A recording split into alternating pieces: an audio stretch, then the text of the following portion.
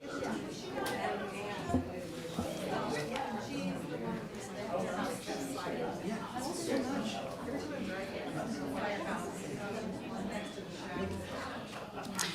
evening, everyone. Welcome to the June 6, 2023 meeting of the Everett Planning Commission. Ayana, would you please call the roll? Chair Chatters, Here. Commissioner Adkins, Here. Commissioner Zelinski, Here. Commissioner Ballard, Here. Commissioner Sullivan, here, Commissioner Lark. Here. Thank you. Thank you, Ayana. Commissioner Sullivan, can I call upon you to read the land acknowledgement? Thank you. Yes. We acknowledge the original inhabitants of this place, the Swadobish people and their successors, the Tulalip tribe. Since time immemorial, they have hunted, fished, gathered on, and taken care of these lands and waters. We respect their sovereignty, their right to self-determination, and honor their sacred spiritual connection with the land and water. We strive to be honest about our past mistakes and bring about a future that includes their people, stories, and voices to form a more just and equitable society. Thank you, Commissioner Sullivan. Do I hear a motion to approve the meeting minutes from our prior meeting on June 6th? I motion to approve the minutes. I'll second that. Okay. Ayana, would you take the roll on that, please? Commissioner Lark, Abstain. Commissioner Sullivan, Yes. Commissioner Ballard, Yes. Commissioner Yanasak, Commissioner Zelinski, Yes. Commissioner Adkins, Yes. Chair Chatters. Yes. Thank you. And I think I said we were opening the June 6th meeting. This is the June 20th meeting, so just for the record, we'll have the correct date there. Okay, commissioner reports. Do we have any commissioners with reports this evening? I would just want to say, I'm back from 2 weeks at annual training for the United States Armed Reserve, and it provided a lot of perspective. As I look at the challenges that we face right now as a country, and I think of how our part that we play in it, I just cannot express how focused I am on, like, the moral obligations that we have, outstanding moral obligations we have to historical injustices, but how so those intricately link into the challenge that we're currently facing in global competition. I remember when I was in Korea, my son's hospital was near a microchip factory that was larger than the footprint of downtown and taller than any building in downtown. It could consume a big chunk of our city. And I think, like, hey, as a city, how do we manage our resources and achieve a competitive foothold? And I see this, the way we use our land, as the most critical asset to doing that, to enabling universal childcare, to enabling universal health care, and to enabling the resourcing of our families that would help make this city a better place, our country more competitive, and the world a better place. So it was brought home to me during our conversations at annual training. So everything comes back to land use. So thank you.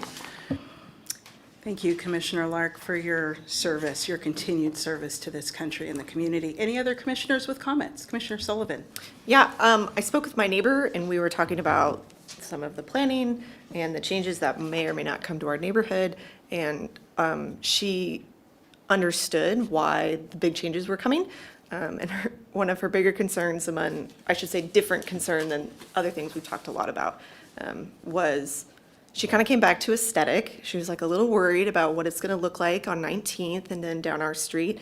And then she was really concerned about the displacement of people.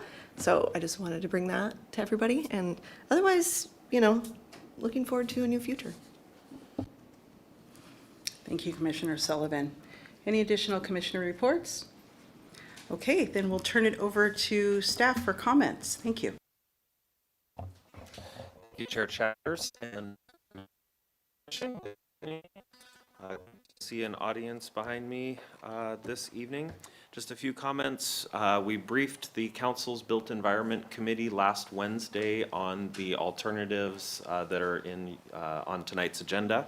Sorry, yes, the growth alternatives that are on tonight's agenda, as well as a fairly in-depth briefing on the accessory dwelling unit code amendments that were recommended out of this commission in December of 2022.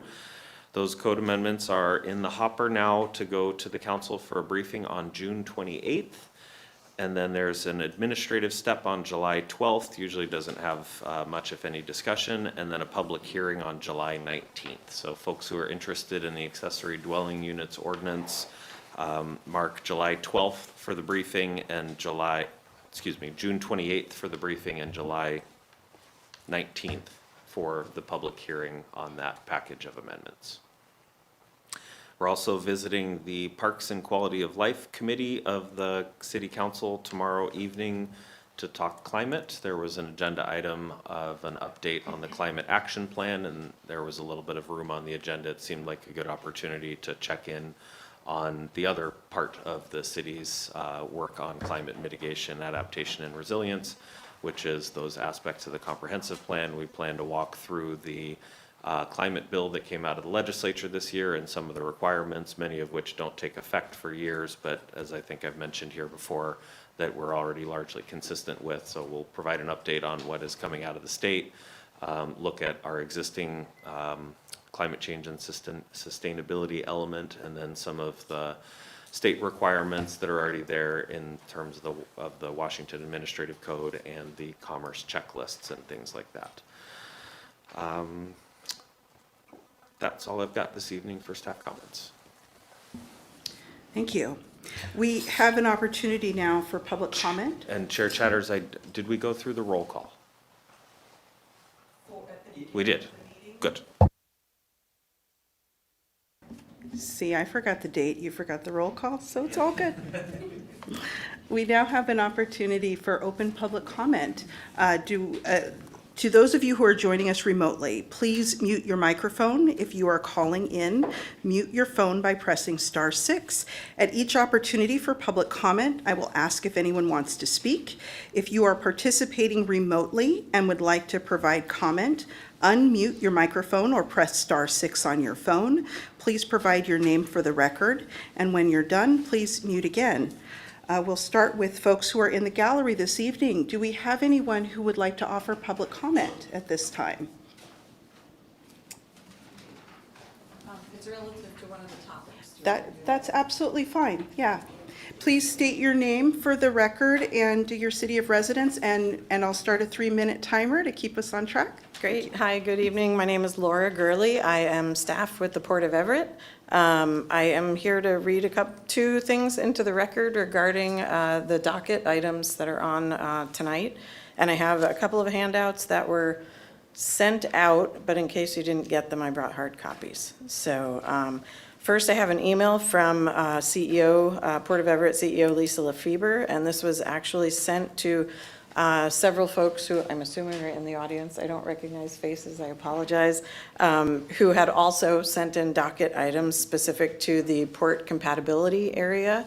And she says, "Dear neighbors, we have been hearing some concerning allegations about the port's intentions with the overlay zone. To be clear, we did not sneak or try to hide anything. Like the process we're going through right now, we followed the City of Everett's public process as part of its Rethink Zoning Code updates. We trust the city staff followed the proper public notification process related to this item. However, I hope you understand this wasn't our process to communicate. Given the current situation and operating in good faith as we always try to do, I want to make sure that you are aware that we have also submitted a request under the current docket process to add our freight corridor into the compatibility area so that we get notification of large-scale projects along those routes. We value our relationship with the neighborhood, and I hope you know the port works hard to respond to requests and and communicates with the neighborhood regularly. I do also recognize that we operate an international seaport, and some of the requests are not achievable, which may be frustrating to some. Attached, the attachment I mentioned, is a one-pager on the compatibility area. The compatibility area, which doesn't affect home values, is as beneficial for the port for providing notification of building permit activity as it is to the property owners, as it provides notification of some development considerations they should consider while building projects or making modifications to their property, such as air conditioning, tinted windows, etc. This overlay notification only applies to projects 10,000 square feet or larger, so most, if not all, of your homes would not be affected by this overlay zone. Originally, we were pursuing notice on title, but the city indicated that that could affect property values, so this overlay was the vehicle suggested to achieve the notification of building activities around the seaport and Navy without having an overly burdensome process on the city or negatively impacting the property values of the neighbors. I welcome the opportunity to talk with you to provide more background on the why of the overlay. If you would like, just shoot me an email. Respectfully, Lisa Lefebvre. The second one, and I know I only have 3 minutes, this is a letter to the Planning Commission, which I hope you all got to see. This is also from the Port CEO, but also from Captain Menzel of the Everett, Naval Station Everett. And it says, "Dear Everett Planning Commission members, the Port of Everett and Naval Station Everett worked cooperatively through the city's 2020 Rethink zoning process to establish a compatibility area to ensure a proper information sharing mechanism on large-scale developments around our facilities of state and national significance. As a result, the port and naval compatibility areas were included in the city's development code." Sorry, I'm having trouble getting my words out tonight.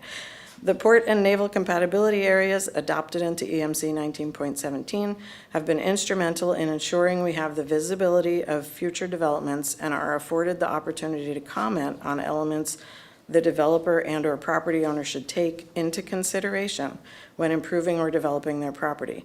It is important to note that within the port element of the compatibility area, the threshold is 10,000 square feet or above. So home remodels and minor home upgrades in the compatibility area do not likely trigger notification. Designed to be similar to the zone around Payne Field, the compatibility areas do not include notice on title and do not trigger any disclosure by homeowners or require acknowledgement at closing on a real estate transaction. Rather, the overlay is mutually beneficial for the port, Navy, and property owner as it provides the opportunity for them to consider enhanced building features to make their development more successful for the setting which they are building in. The port is a strategic seaport as designated by the Department of Defense and a key job creator in the region. Naval Station Everett is the closest base to the Asia-Pacific Theater. Protecting these assets is a matter of national security. The establishment of the Port and Naval Compatibility Area was identified in the city's comprehensive plan, Chapter 11, Marine Port Element, and the Port and Navy went through the proper city process to establish the compatibility area and respectfully request that sections 19.17.100 through 19.17.120 remain in place as is for the mutual benefit of property owners, the Port, and the Navy. Sincerely, Captain Menzel, Naval Station Everett, and Lisa Lefebvre, Port of Everett. Thank you, Ms. Gurley. Thank you. Appreciate it. Do we have any additional public comments at this time in the gallery? Okay. Ayana, do we have anyone virtually who would like to offer public comment? Would caller with number ending in 007 like to make a comment? Please press *6 to unmute yourself. Again, caller 0007. Moving on, would caller with number ending in 9461 like to make a comment at this time? Moving on again, would caller with number ending in 0846 like to make a comment at this time?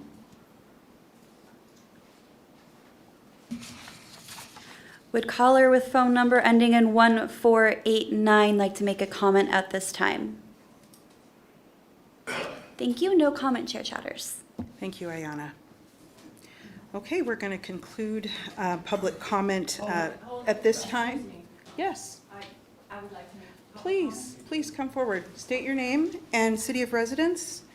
And if you would confine your comments to 3 minutes, we would appreciate it. Thank you so much. My name is Brenda Kerr. I live at 412 Laurel Drive, also known as the Rucker Mansion. I'm very concerned about this overlay. We have been living in our house for 26 years. We have tried to be the best neighbors that we could be with the Port of Everett.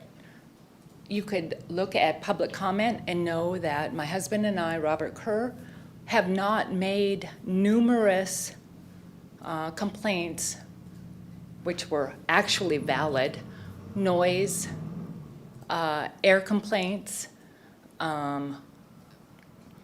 There's when the ships are being offloaded overnight, and they're supposed to only be overnighted when it's actually pertinent to business-related jobs.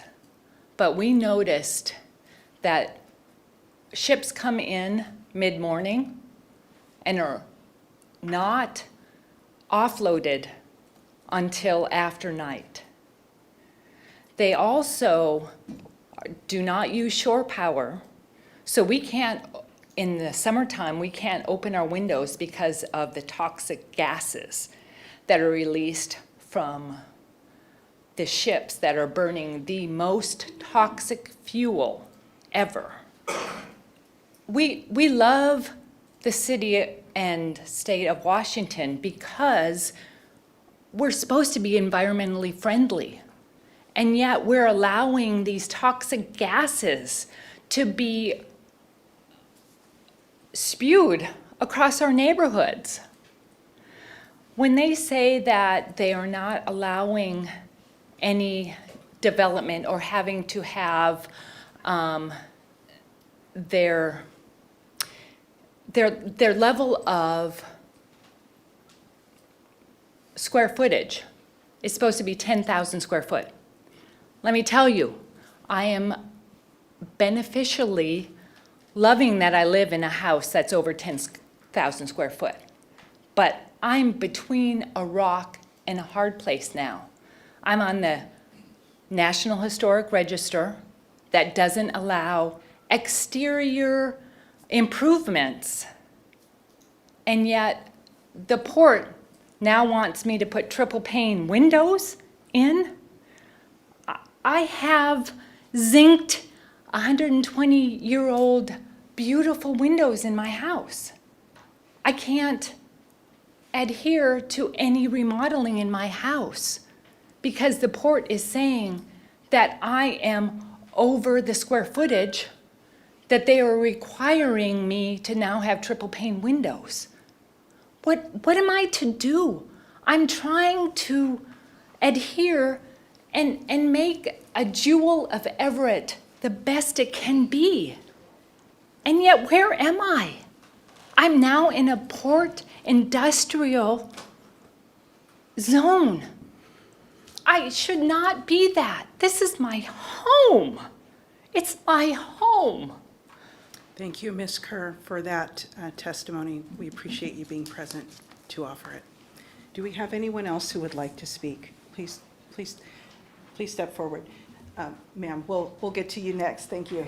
Please step forward and state your name and your, if you're local, your neighborhood of resident would be helpful to know. I'm William Church. I live at 615 Laurel Drive in a historic home that's older than the Port of Everett ever existed.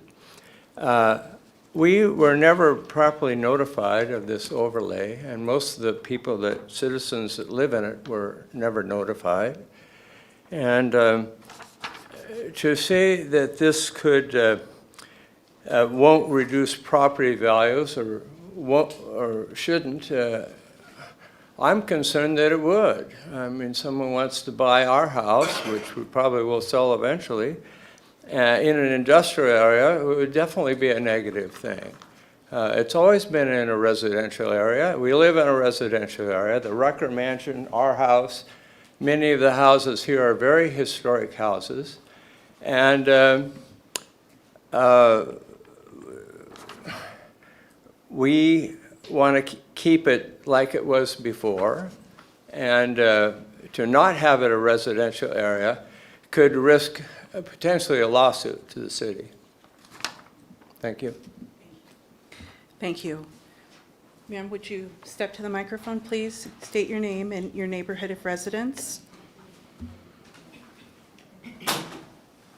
My name is Melinda Bargreen. My husband and I are residents since 1975 of a house located at the end of Sharon Crest, sort of across the gully from the Rucker Mansion, so to speak. We are directly above the port activities. We also had no idea that this was suddenly rezoned in a more industrial manner.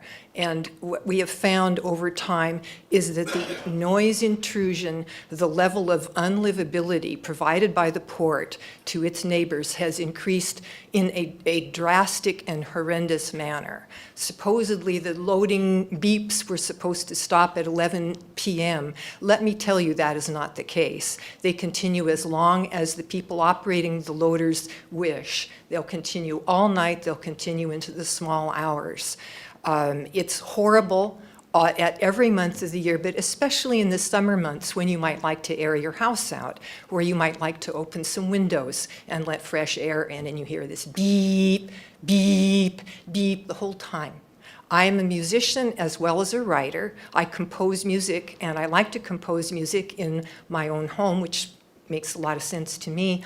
The beeps that are issued are on a high D natural or a high D sharp. They're the same pitch. It's very slightly according to whether the backup is going on or whether the individual truck or loader involved. I hear that pitch all the time, repeated, that same pitch, over and over and over, and it's like the proverbial water torture. It's horrible. I hear it when the windows are shut. I hear it when I can hear it through industrial headphones that I have to put on in the day, compress my ears and compress my head so that I can get a measure of tranquility and peace that I deserve as a homeowner in this beautiful city, in the beautiful region of it, which is now being completely spoiled by the port.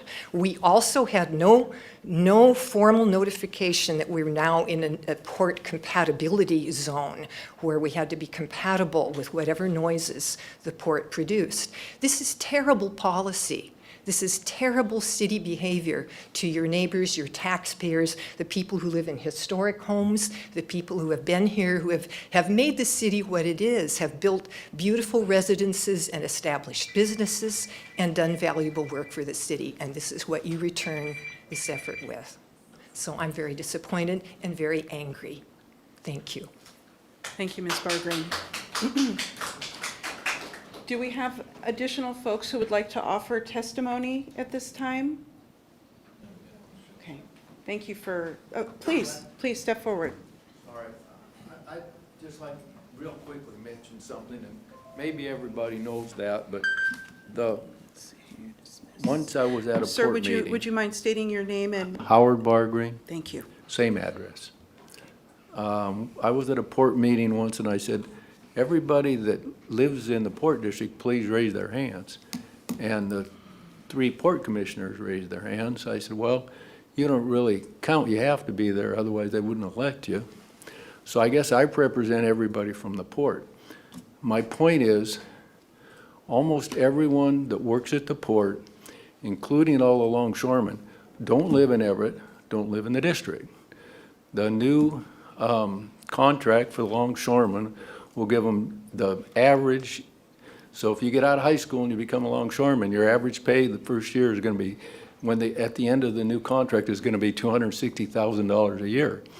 So they're coming in here, they're making good money, and all we're asking is for, maybe change this rule, which would make sense to me, but also as far as the noise is concerned, there's all kinds of scientific studies that say the beep beeps are dangerous, and there's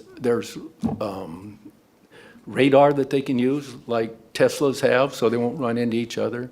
It's almost hilarious because all the people who work at the port wear things over their heads too so that they can't hear the beep beeps. And there's all kinds of scientific information that shows that there's other systems that would work better. And the port executives told me they would like to switch to that system, but the longshoremen won't allow it because they don't want to change anything. The reason they don't want to change anything is in China, for every container that the port of Everett moves, in China they move 10 because they have automation. And one thing we could do on automation is change this beep beep to what's more modern and safer. Thank you, Mr. Bargreen. Thank you. Any additional neighbors who'd like to offer testimony at this time? Okay. Yeah, I would like to. Please step to the microphone and state your name. My name is Carol Peterson. I live at 605 Laurel Drive. We bought our house in 2019. We had no indication that this was happening, that we were going to be in an industrial zone. We moved to Everett specifically in the Rucker Hill area because it was such a lovely residential neighborhood. So we're very disappointed and we're feeling like we were cheated. The noise doesn't bother us too much just because of where we're situated, and our home is a little newer, so we have double pane windows. It is an issue at night in the summer because we can't leave our windows open when we sleep, which is kind of, I don't know, doesn't seem right that you shouldn't be able to leave your windows open at night when you want to sleep, because it is loud.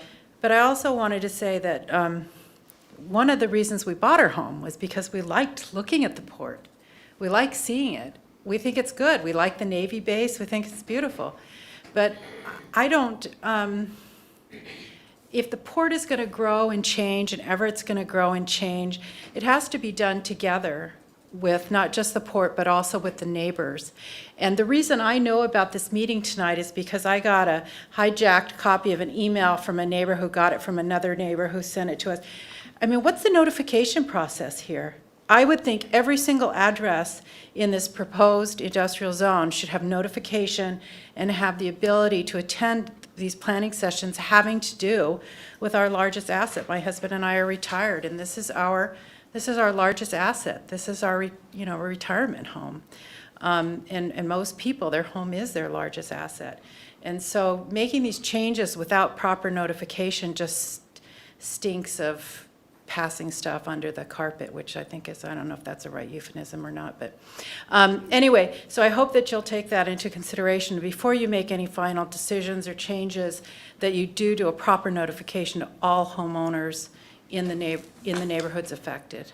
Thank you. Thank you, Ms. Peterson. Additional neighbors? Can we hear from you this evening? Okay, thank you for being present, all of you. Madam Chair, Yes. I'd like to ask the staff if it's prepared tonight to speak to the issue of notification, or if that's something you need more time to look into. Depends what the question is, but yes, I think The we. history of the compatibility zone and the notifications that were Yes. done back when those actions were taken. Yeah, at the risk of not getting the details all right, because I was not here at that time. So I'm preparing a detailed timeline and response to some of the comments that have come to the council so that they have the information, and we'll definitely provide that here to the Planning Commission as well. My understanding of the port compatibility overlay is that conversation around it started with here's the first danger here, 2015 comprehensive plan update in the marine port element. Might have been a couple of years on either side of 2015. There's a policy inside that comprehensive plan element calling for the creation of such a overlay without describing the details, and that's a common path for a comprehensive plan to launch a idea in the general forum with the details to be worked out with the development regulations subsequently. 2018, there was a proposal, LU-24, although I haven't tracked it. Sounds like a docket request of some sort. I haven't tracked down the exact on that, and apologies to the folks behind me that may know the exact answer and are itching to jump in, but we'll leave it at this generalities and know that we'll clear up the record shortly thereafter. But there was a proposal around a port compatibility area in 2018 that evidently did not come to implementation. And then in 2020, with Rethink Zoning, there was a request and comments that came into that process to bring in the port compatibility overlay. And an original iteration of that had the notice on title.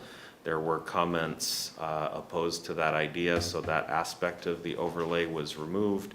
and the overlay as we see it on code now in title, or chapter 19.17 was adopted with the notification procedures for applicants for development as Ms. Gurley laid out.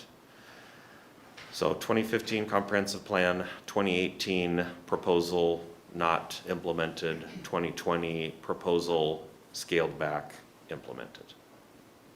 Notification, your original question. We did not, from what we looked into, we did not see that there were postcards or site-by-site notifications made associated with the compatibility overlay.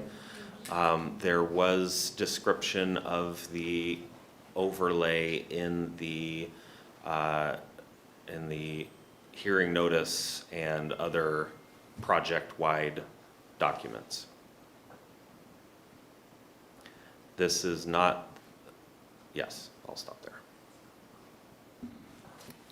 Commissioner Atkins?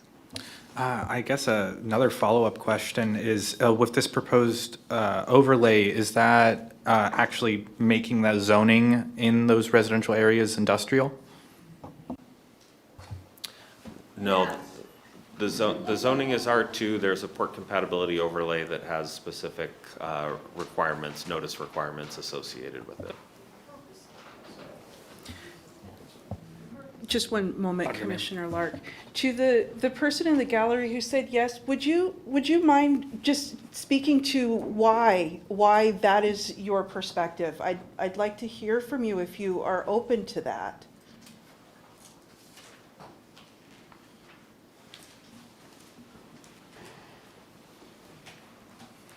If you wouldn't mind stating your name. I'm Patricia Church. I live at 615 Laurel Drive on McCrary Hill since for 47 years, and it's always been a residence for us.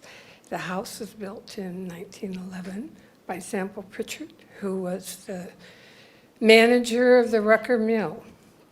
So it's very historic, and yes, it does say in the document 19.17 that will make, this overlay will make it light industrial, which is, you know, quite frankly, living here for 47 years and watching what the port does, you're assuming that they do everything correctly and right.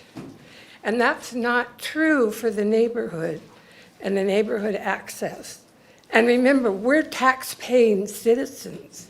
We pay taxes to the port and to the city. And without notification, which by law is something that is usually done, that you notify, if you're making a change like this, you notify people twice. We've been 0. So this is not done according to Hoyle. And this really is taxation without representation. And that's just one of my complaints. Plus, that the port doesn't really fulfill things that they say they will do for years and years and years. Thank you. I appreciate that. Commissioner Lark? I just have a couple quick questions for staff.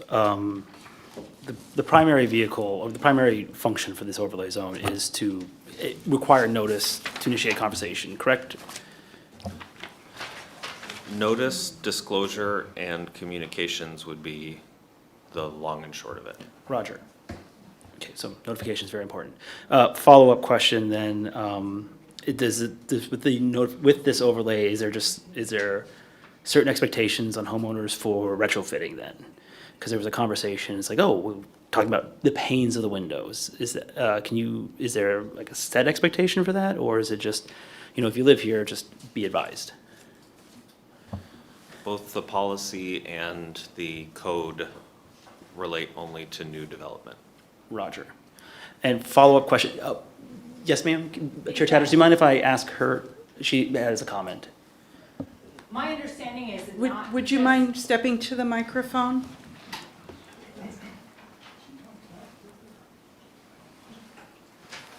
Thank you. Again, Brenda Kerr, 412 Laurel Drive. Again, it is not, we've talked to the port. They are saying that it's not just new development. It is if I want to, in my personal home, to remodel my home. I know I am blessed to live in a home that is large, but I also take that as a responsibility to the town of Everett, to the city of Snohomish, to the nation, that I live in a historic home.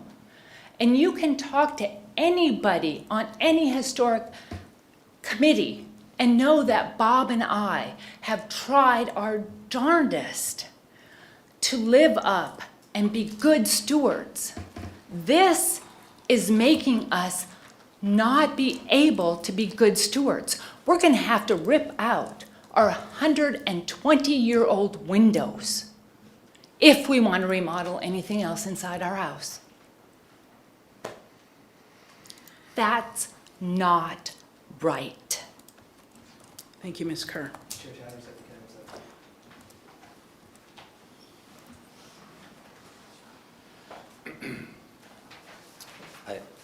First of all, I'm sorry I got here a little bit late and I didn't hear the start of this discussion.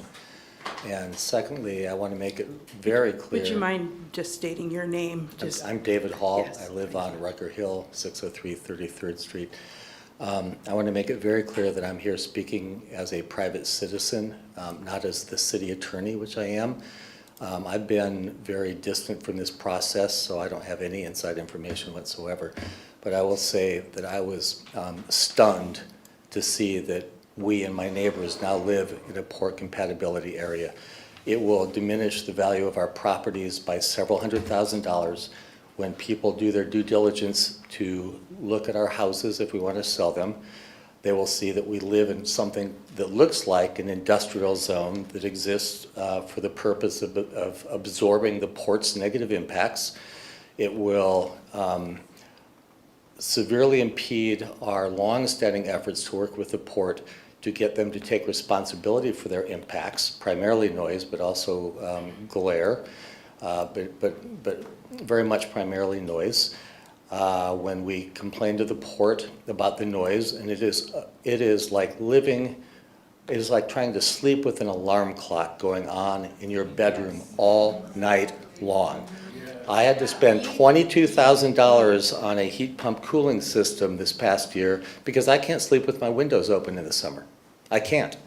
We sleep with earplugs, the windows closed, and a noise machine on, and it still is sometimes not enough. There are ways to go about this that will accomplish the fundamental purposes of the port compatibility area. I think it's perfectly reasonable that new developments, multifamily developments, take into consideration that they are next to a port and incorporate noise mitigation measures into their developments so that we don't bring a bunch of people in next to the port who are going to complain about noise. But this is a historic neighborhood. My house was built 8 years before the port was incorporated. And a lot of other folks have houses built before the port was incorporated. And all of us moved there at a time when the port was much smaller and when their shoreline permit said they would not operate between the hours of 10 at night and 7 in the morning, which is regularly ignored. I mean, it is a pretend condition now. I would be glad to work with the planning department as a private citizen, again, not in my official capacity, to suggest ways that we could give notice to developers of multifamily developments in that area without having our homes appear to be in an industrial zone when you look at the zoning map. Thank you, Mr. Hall. Would you be interested in maybe emailing in some of those suggestions so the commissioners can review them and familiarize ourselves with some of the things that the neighbors are suggesting? Gladly. I've already said more than I intended to because of my position. I'll have my wife do that. That would be just fine. Thank you. Thank you. Neighbors, do we have anyone else who'd like to speak on this topic tonight? Okay, thank you. Commissioners? I just have one follow-up question. One of the things that I've noticed in the comments is that there are standards and expectations that the port said that they would adhere to, like i.e. the noise, the hours of operation for the noise. What is the mechanism for enforcement? Does the city have a tool? What's to say, hey, no, you said it, you need to do it? That one I'm not prepared this evening for. I will look into that as this conversation is likely to continue. Yeah. Roger that, thank you. Commissioners, anyone else with an? Commissioners, does anyone else have questions or comments on this? Commissioner Zelinski? 601 Laurel Drive, Everett. Just a moment, Commissioner Zelinski. Would you mind stepping to the microphone? And I'm 601 Laurel Drive. Thank you. And if you Elena wouldn't mind Miller. stating your name? Elena Miller. Thank you, Ms. Miller. I'm just have a question to, I guess, Port, and I don't know if there's ladies, what's the purpose if that's not impacting our houses? What's the purpose of rezoning? What was the purpose, the whole thing, if it's not affecting our houses? That was my question. I'll describe what I understand the Okay. purpose of the port compatibility overlay to be, which was notice to applicants for development that their development is within an area that could be subject to impact by port activities, and that it gives notice to the port and the ability for the port to be involved in the permit evaluation process and to highlight potential mitigation measures such as soundproofing a new building. And that's it. Thank you. Again, he's trying to take away our rights as property owners and taxpayers, that we have to retrofit our own homes in order to satisfy the port's wishes. It sounds like to me there is a disconnect here, because I hear what the neighbors are saying, and it sounds like your understanding is something different from perhaps what the city is saying. So there needs to be some reconciliation that happens. Well, there They- should be some notification from the city to each of the property owners that they're in the proposed overlay zone or already perhaps in the overlay zone, and we didn't even know it. Right. Because I bet you everybody here was like, just word of mouth, that's how we know. what the overlay zone really means. Yeah. And I'm glad that you're here. Thank you for bringing all of this to the attention of the commission. Mr. Hall? I just want to say, on this notice issue, again, I'm talking way more than I intended to. I'm the city attorney. I live in the Bluff. I'm the city attorney. I work with the planning department. I didn't know this had happened. That's how bad the notice was. Thank you. Thank you all for being here. Madam Chair, I'd like to make a comment. Commissioner Zelinski. I think it's important for the people out there in the gallery tonight to understand that tonight is not a public hearing. This is a briefing on proposed amendments to our comp plan, and these will be considered as part of the update to the comprehensive plan, not until next year. So at the point where an actual public hearing is held, notification will be given, and hold the city staff responsible for making sure that happens. But just so you know, tonight is not a public hearing, so there was no notification tonight.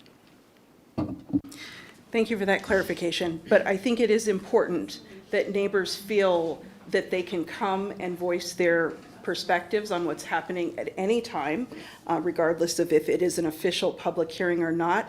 This is our building as residents of Everett, and this is the place where we should feel at any time that we have a concern that we can show up and we can speak on it, and we can inform the folks who are involved in any of these decision-making processes what our concerns are. So thank you for being here to voice your concerns and raise awareness of this issue.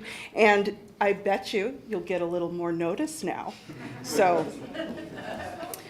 thank you. If we have concluded discussion on this topic, we're going to move on with the agenda.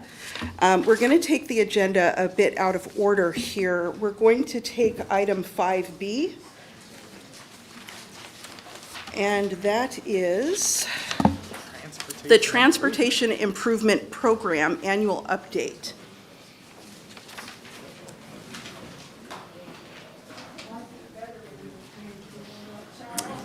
Good evening, Tom Hood, Public Works staff.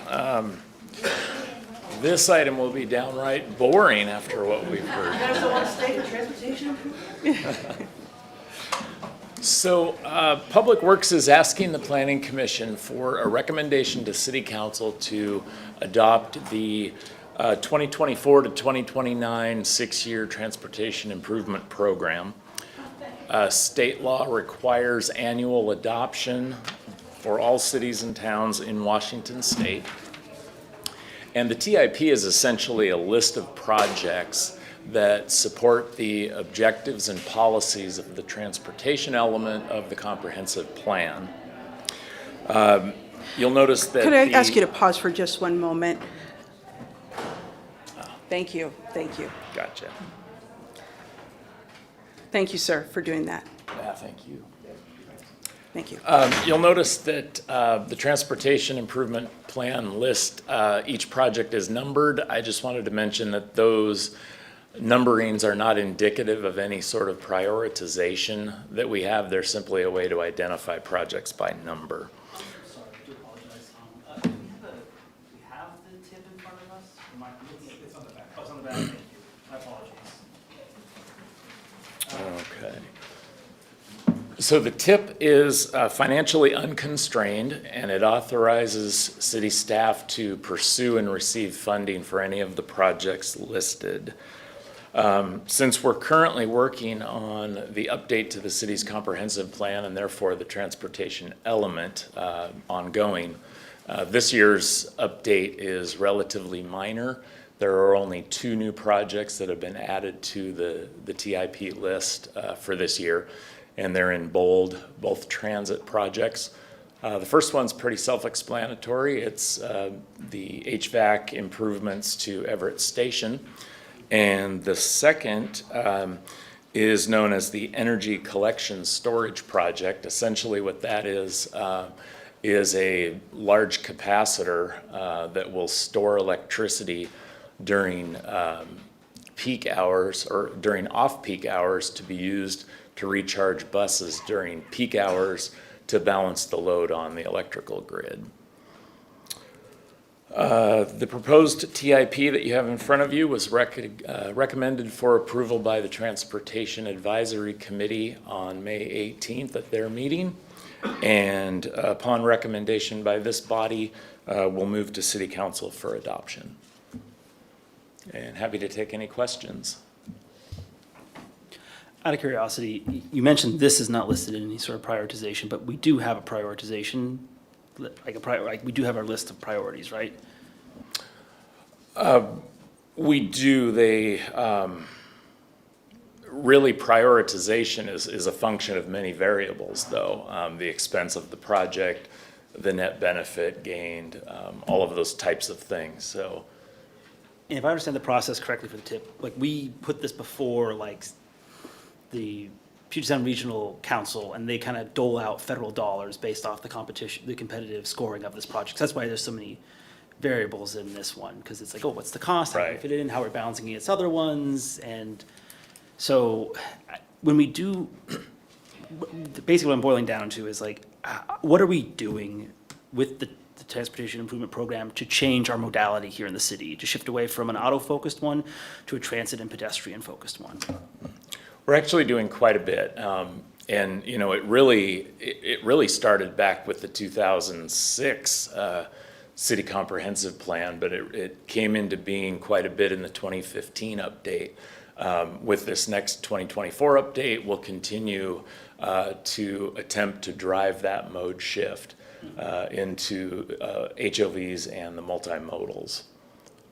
So it is a priority for us. Public Works has been actively implementing the Bicycle Master Plan for the last several years. We've put down many miles of new bicycle facilities, trying to fill in pedestrian gaps as we're able to, and things like that. Commissioner Zelinski? Yes, Mr. Hood, I'm curious whether there were any projects on last year's tip that are not here now, either because they've been completed or dropped for some other reason. No, everything that was here last year is still here despite a couple of them being completed.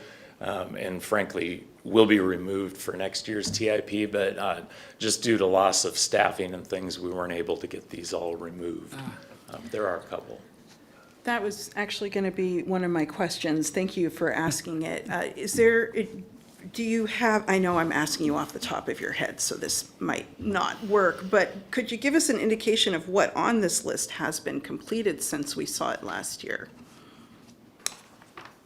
Well, one of the projects I recognized was the 106th Street improvements out by Silver Lake. I believe those are completed. There was another one, but now it escapes me.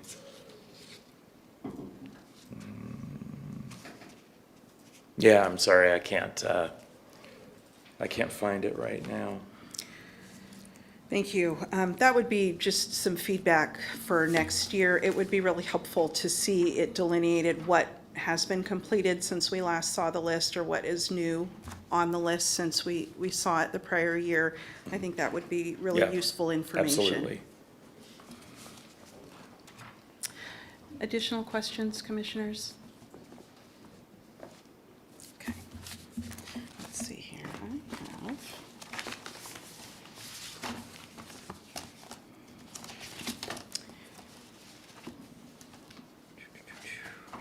Are we disposing of this resolution this evening?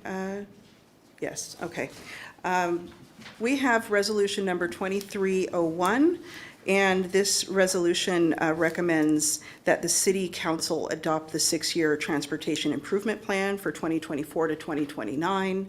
And so if we are in agreement, we will send this to the city council with our recommendation that they adopt it.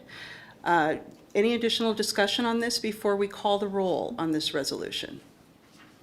Okay. Ayana, would you please call the roll?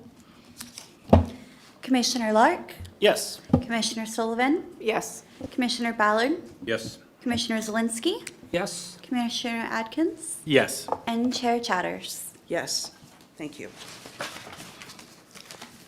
Thank you, Mr. Hood, for being here. Okay. Our next agenda item, 4A, and this will be the Everett 2044 Concurrence of Alternative Concepts. Good evening, Chair Chatters and Commissioners. Excuse me. Yes, you're seeing this once again. I think we've had this in front of you the last 4 or 5 meetings. But tonight, what we would like is to get a concurrence that, yes, this is the alternatives that we should take into our environmental review and technical analysis. So I will recap, and then there are a couple of questions that I wanted to confirm or discuss with you regarding the alternatives. A reminder about the growth geographies. We use this as a way to distribute growth. So you'll see these in alternatives 2 and 3. The urban corridor frontages, Broadway, Rucker, Everett Mallway, 19th. I have the next slide that actually shows what they are. Then the area next to those frontages, which we call the urban corridor frontage frames. Then, of course, there's the Metro Everett and Metro Everett frame. They are actually in a regional growth center designated by the Puget Sound Regional Council. We show the circles there as the light rail station areas. And then we have some other roads layered in there that we call connectors. So I'll have a couple questions about connectors when we get to the next couple slides. Then everything outside of that is what we would consider residential neighborhoods. We've identified a couple special areas, riverfront, waterfront, and the Baker Heights or Park District, as they are calling it for their project, and all the employment areas. So again, this is the list that shows where all of those things are, what roads they apply to. I won't dwell on this one. But there's been discussion with the Planning Commission about a couple of additional connectors. And so in order for those to be included in your recommendation or concurrence, you would need to actually maybe add that by motion. So I wanted to bring those up. And those are the 52nd Street, or Claremont, I think is referred to, that area, from Evergreen Way to Broadway. May be another area where you could put some of that low-rise kind of housing types. The other one, which was brought up, I think, last week, or last commission meeting, which was the South Broadway corridor. And then one more that kind of came to us as we were looking at that west side, east side, was Beverly Boulevard, which Colby runs into Beverly Boulevard, and it has kind of that same flavor like Madison does, where it's got a little bit of commercial activity sprinkled throughout, and so might that be one to study as well. So I'm gonna stop there and just... Do I hear a motion to add any of these connectors as an opportunity to study while we're moving this issue forward? I'll motion to add all three. I would second that. Thank you. Discussion, Commissioner Lark? I would actually like to add a friendly amendment to add some more places for analysis. Specifically, I'd like to bring into analysis moving to mid-rise density, the space north of Mukilteo Boulevard. Having walked, I've walked every square foot of this city. That place could put a lot of luxury condos in there with great views that would generate a massive amount of tax revenue for us. That would that would help us resource our schools, our social services, and would generate resources that we need to be more competitive as a city. So can I want to make sure I know where that is exactly? I am looking at, so in concentrated alternate number 2 concentrated, if you orient yourself to the map, there is one low-rise block in the far western section of Mukilteo Boulevard. Where the ferry is. Near where the ferry is, actually one block in. This? Yeah, that area. Okay. I would propose, essentially the entirety of that going to Greenwood. Going to? To Greenwood Avenue. Oh, okay. And maybe one block south of that area as well.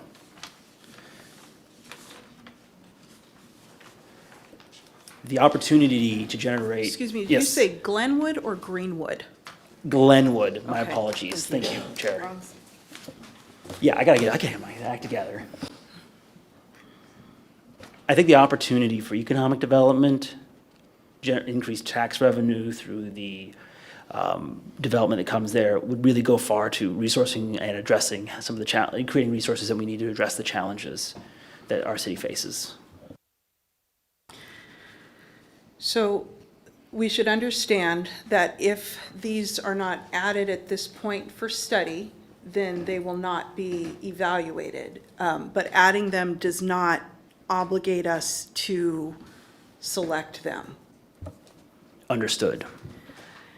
Is there any issue with the additional location that Commissioner Lark has raised? Is there anything problematic about adding that to the list of potential connectors for evaluation from the staff's perspective? First, just to clarify the location. So we've got Mukilteo Boulevard from Glenwood to the, which park is that? To the line, to the edge, to the end of the city. To the edge of the To city. the western part of it. Okay. You said mid-rise, but then I also heard connector. So if you look to your packets, I note mid-rise, connectors are designated for low-rise, but I would also make the argument that we should go to mid-rise. One of the things we want in these connectors is storefronts, walkability. We need people in the neighborhood, a sufficient number of consumers in the neighborhood to populate the stores and generate that foot traffic. And there's just not enough, like, the average American now doesn't have the same level of disposable income we had 30 years ago. There needs to be more of us to make one shop happen. Okay, so just a clarification then. So you see on this grid where we have mapped in a kind of a standardized way throughout the city for study in the environmental review process. We have the connectors are designated on that other map, and there's a proposal to add Mukilteo Boulevard, or a segment of it, west of Glenwood to the city limits, to the connectors. The connectors, the way that we have proposed to allocate development types and housing typologies would be in the current plans extended, remain single family. In the concentrated growth alternative, same thing, remain single family. In alternative 3, dispersed growth, the connectors would be studied at a low rise. Low rise being defined as 3 or 4 floors, differentiated from middle housing by a little bit more height, depending on where we land exactly for the definition of middle housing, and perhaps a higher maximum lot coverage and perhaps lower setbacks. Just describing how the scenarios were laid out in the staff recommendation here. There's a couple of changes that you have in there. If you wanted to state that as one whole package, or your question was, are there any problems with that? Our rationale for choosing the connectors was proximity to amenities and daily needs, often proximity to or direct service by transit, and usually having some sort of a neighborhood business or connection on one or either side of them. And I believe all of the other connectors share those characteristics. Mukilteo Boulevard in this section of the city currently is very light on transit. That doesn't mean that it would be in the future, but I believe it's peak hour, peak direction only at this point. So it would be, wouldn't fit that transit adjacency. It's also pretty light on daily needs. I think the neighborhood business that you see on the east side, most of that zone is permitted for a housing development. Neighborhood business zones allow housing as well as commercial. I think there's a section on the south side of the road that might still have the potential for business, but otherwise this is a very residential part of the city.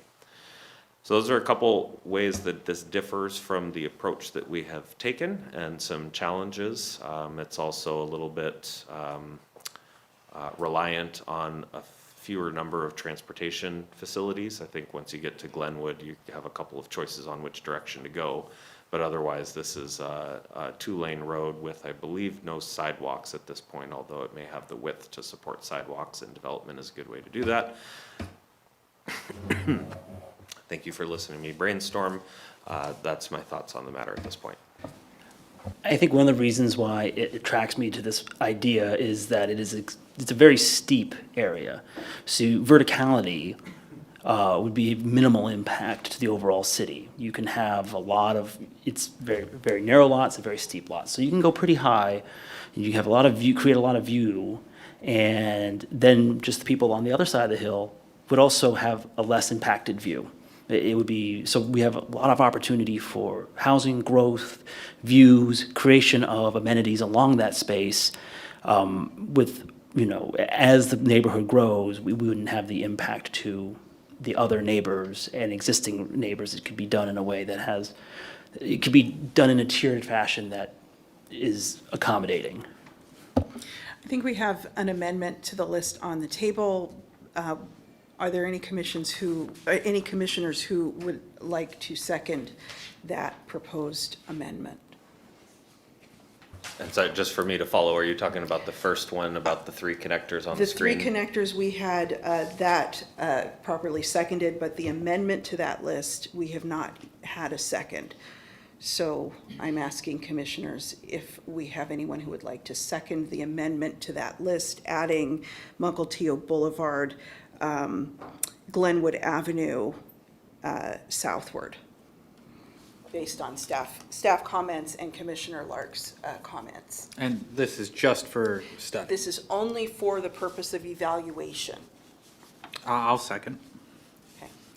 So we have a list of 4 potential connectors that we're proposing that we add to the list. Ayanna, would you take the roll on, I'm sorry, just a moment. Commissioner Lark? Can I make one more amendment, that we also look at it, not just low-rise, but mid-rise as well? I'm going to come over there in a minute, Commissioner Lark. You should. It's very fair. You're very fair. Please continue. I just think we should also look at the opportunity and the impact and the opportunity that comes from a mid-rise development for that area. I think that's a separate issue. I don't want to conflate multiple issues. So I hear you on that, but I think that this particular decision is not this decision. Roger. Yeah, okay. Ayanna, would you please? I'm sorry, Commissioner Atkins? I have one more thing that I'd like to add. I'm so sorry. With regards to 526 and Evergreen Way, the light rail station around there, is there a reason why the rest of the area in that circle, especially on alternative 3, is not included as low-rise? Especially because I'm noticing that with the other light rail station areas, you have incredibly dense development, and it just seems like that 526 Evergreen Way light rail station is the odd one out. There is no changes proposed within those areas, except for maybe along the corridors, because there will be a subsequent planning process to go into more depth and detail within those radiuses around the station. So we aren't presupposing what would be the right thing to put there at this time. We are planning to assign a gross number of units, but where those actually go, those details will come as we do those sub-area plans. Does that answer your question, Commissioner Atkins? It'll be a whole community process where people come out and they get to help build what the area will look like. Okay, that satisfies my question. Thank you. We think we're ready to proceed. Thank you, Ayanna. Sorry, I'm not clear on what this particular vote is, and I just, it's so much harder to go back after the fact. So Each one individually. yeah, so I'll restate what I think I heard, and maybe we can break this into pieces, because there's a couple overlapping pieces here. So we have 3 connectors that Becky spoke to. We've got 52nd from Evergreen Way to Broadway. We have Broadway south of Metro Everett, and we have Colby and Beverly, also south of 52nd, I think it is. Those would become connectors. Connectors are defined within a parcel or 2, roughly on either side of the street, low rise in alternative 3. That was part 1. And then there was a friendly amendment to that, if it was friendly, if the maker of the motion says so, that would add Mukilteo Boulevard, west or south of Glenwood, to that list. And again, a couple of 2 parcels or 1, depending on the street pattern on either side of the road, low rise and alternative 3. Is that what we're voting on right now? That is correct. Those 4. That is correct. This is the Thank you. connectors, the 3 connectors are drawn in on here, 52nd, Beverly, Oh, so it's not Colby. and, no, it doesn't go up to Colby. Colby's already, yeah.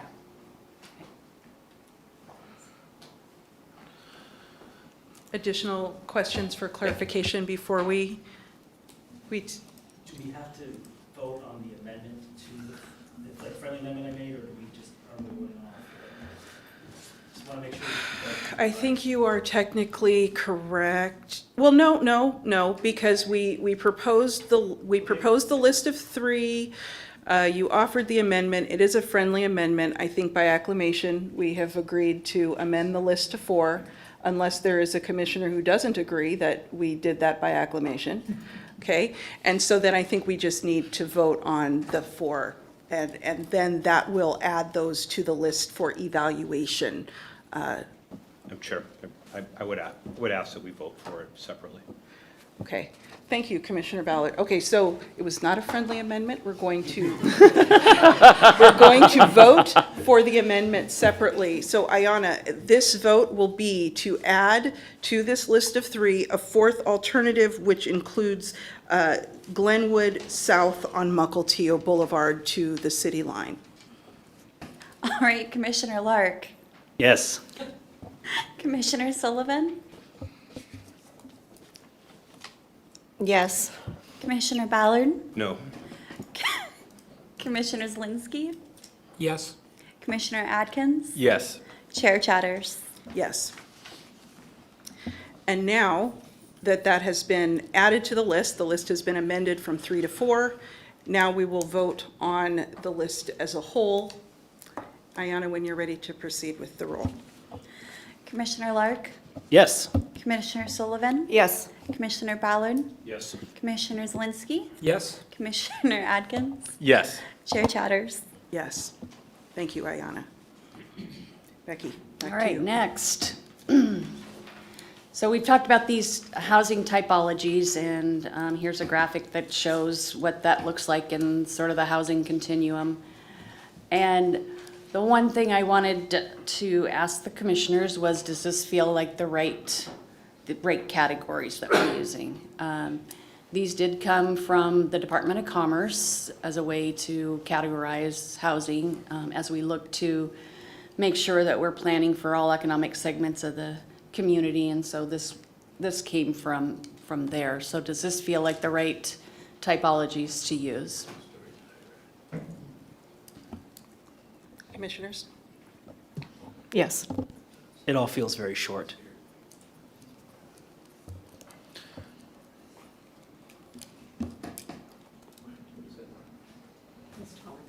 Yeah, I mean, I don't know, like a high rise is 7 floors or more, but like I feel like 7 is the threshold for high. I'm thinking 15 is high.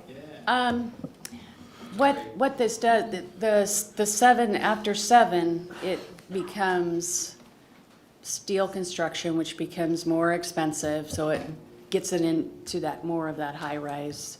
This isn't a limit, this is just saying this is how we're categorizing the housing that we would allow in different places. Commissioners, you probably recall the conversations we had on at what point construction becomes significantly more expensive on a per unit cost basis. And I think that's kind of the breaking point here for what determines high rise or not. The high rise can be 25 feet, which we allow in the downtown. And then we have our height map where the city can identify different heights in different places. Commissioner Ballard? Yeah, I guess I think I would be supportive of maybe going low rise up to 5 and mid from 5 to 7 or 5 to 8 and then 8 and up. I think that makes sense.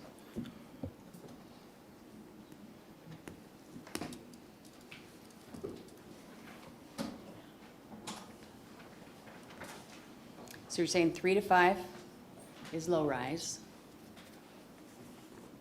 Was it 5 to 8 you said for mid? 5 to 8, Yes, and 8 plus. yes.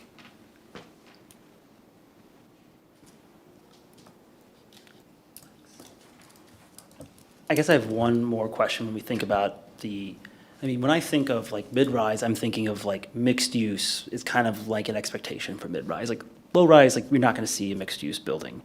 But mid-rise, you probably would see stores on the bottom. And I guess maybe instead of thinking and constraining it to like, hey, this is how it costs to build it, how many people above that store do we need to make that store sufficient within, or like people, be immediately above it and adjacent to, how many people do we need to make that, mixed-use building sustainable? Like that's one of the things I think of, because like we have a lot of downtown area that is not occupied because we just don't have a customer base here to do it. There's just not enough folks. So when we build and we think about building, why don't we engineer into the building success for the entrepreneurs who want to start a business at the bottom?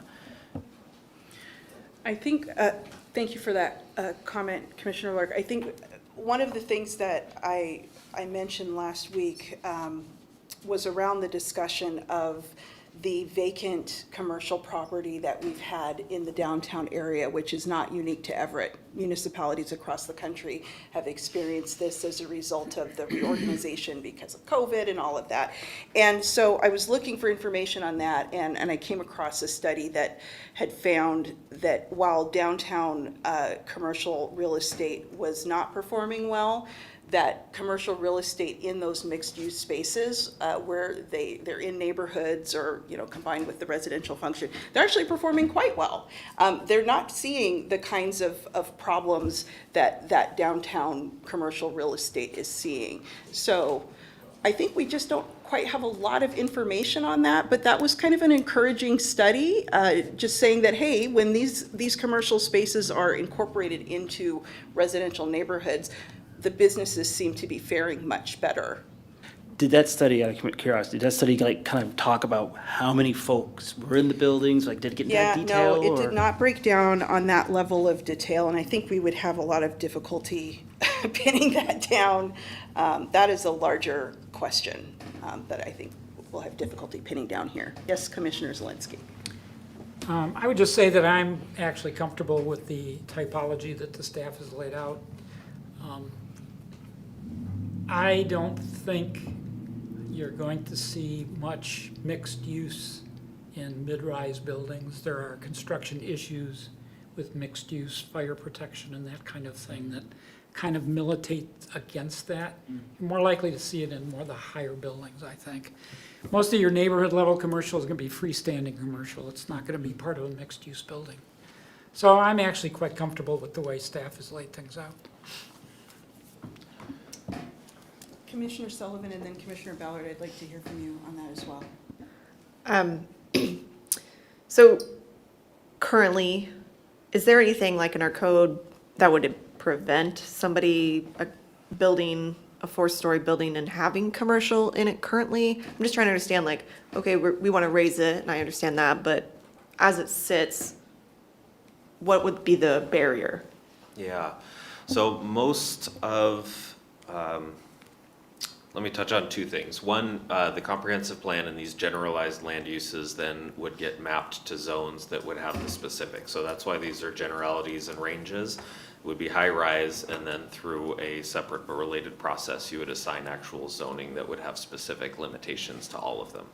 Currently, for instance, in the multifamily comprehensive plan designation, there is UR3 and UR4. In the single family, there's RS, R1, R2, and it can be any one of those. So we're talking about the generalities, and that's what we're going to study in the comprehensive plan, and there will be local distinctions within that. As to commercial and mixed use, our approach is focusing on the housing side and recognizing that we have a pretty significant body of policies in the existing comprehensive plan that speak against expanding commercial zoning or mixed use zoning horizontally into other areas where it's not currently mixed use. We take that approach with this, and where you see these are kind of the scales of the buildings, and they are assumed to be residential only and housing only unless they're in an area that is currently mixed use. So for example, the Evergreen Way and the Broadway corridor are both mixed urban zone and commercial mixed use comprehensive plan designation for about one parcel deep on either side of them. We have in the alternative to have the frontage and the frame that extends a couple of blocks on either side. Under this proposal, only that first block that is currently mixed urban would allow a mix of uses and commercial and services and other things that are allowed in the mixed urban zone. That next block would allow additional height and additional development, but it would need to be residential only. The little neighborhood business nodes is one that we've all talked about, and there's been a lot of interest in the community, and that could be the exception to that, where a couple of these legacy intersections where often there is already commercial as a legal non-conforming use would continue. I believe Commissioner Ballard had a comment. I guess I was thinking I could think of a few examples of 5-story downtown that has, that's mixed use with commercial on the bottom that seems to be doing fine, but I was gonna make a motion just to, so we could move on, that we make the changes that I proposed to go from low-rise 3 to 5, mid-rise 5 to 8, and then high-rise 8 and up. Before we do that, I wanted to ask staff, these designations that you have, where did you take them from? Is this something that's standard across other cities? How did you come up with these categories? This was in a guidance document from the Department of Commerce on ways that we can categorize housing types and intensities and determine our land capacity to meet our growth targets. So that's where we got the. Okay, so this was recommended by the Department of Commerce? Right, yeah. Okay. And so do we need to do anything with this other than express to you what commissioners' thoughts are on those categories? I feel like we can just take what you've mentioned to us. We understand where you're coming from, and we feel like we need to massage these or get these just right, and so that's why we wanted your opinion as well. Okay. I don't know if you have a different thought, but Okay. yeah. Commissioner Atkins? Yeah, I had a question regarding the neighborhood residential and also attached to mixed use. So I was wondering if there's anything with the neighborhood residential that would preclude someone building a, say, like a convenience store with an apartment on top, similar to the corner store that's at Peck's and Katy currently. As we've mapped it out, yes, so a neighborhood residential would be residential only in keeping with the existing predominant, although not 100% residential character in there. That's where the neighborhood business nodes that might be defined, so rather than being open to wherever someone decides to start one, that it would be defined as through a rezone process or through this comprehensive plan process as neighborhood business.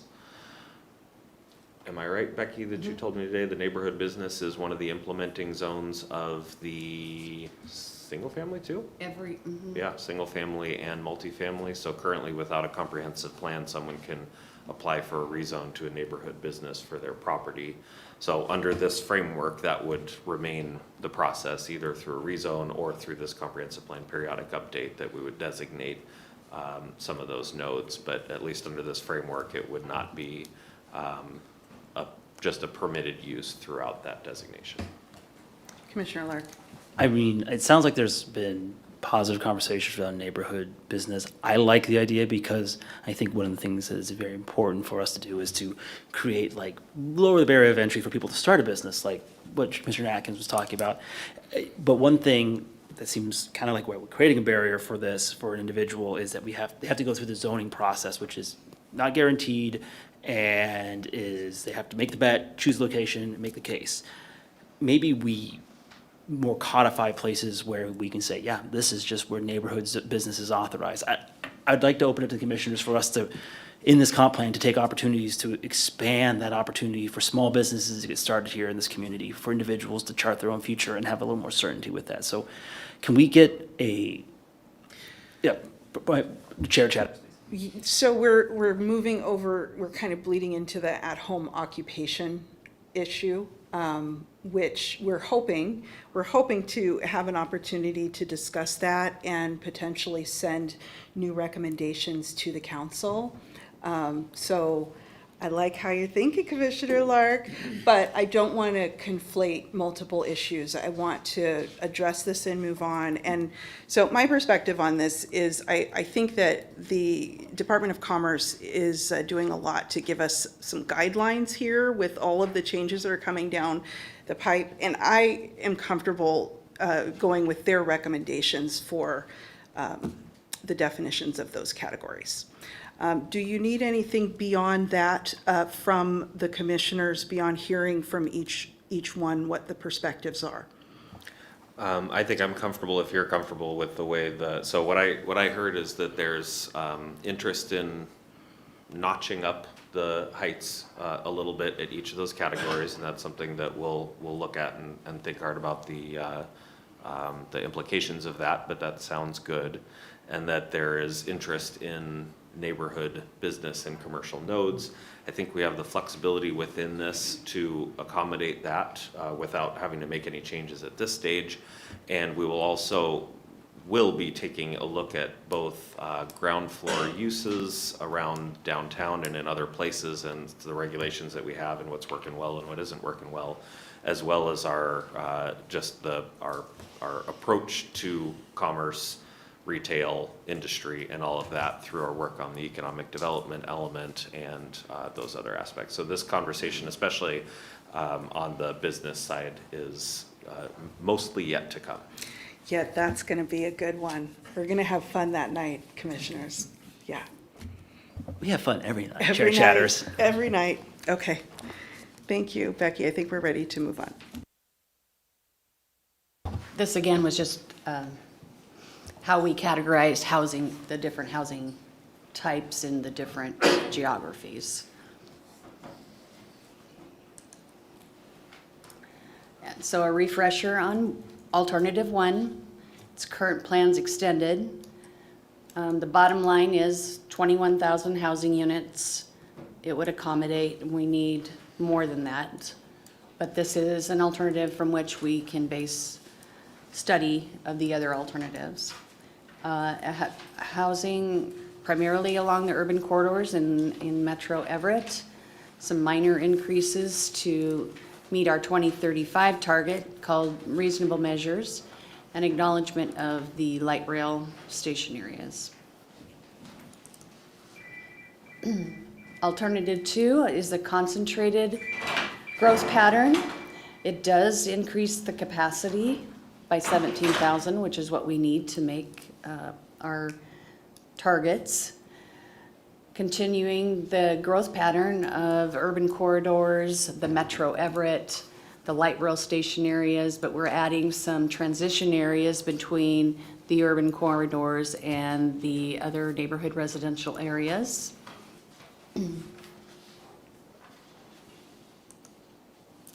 And alternative 3, which is the dispersed growth, also would accommodate the new housing units that we need to meet our targets.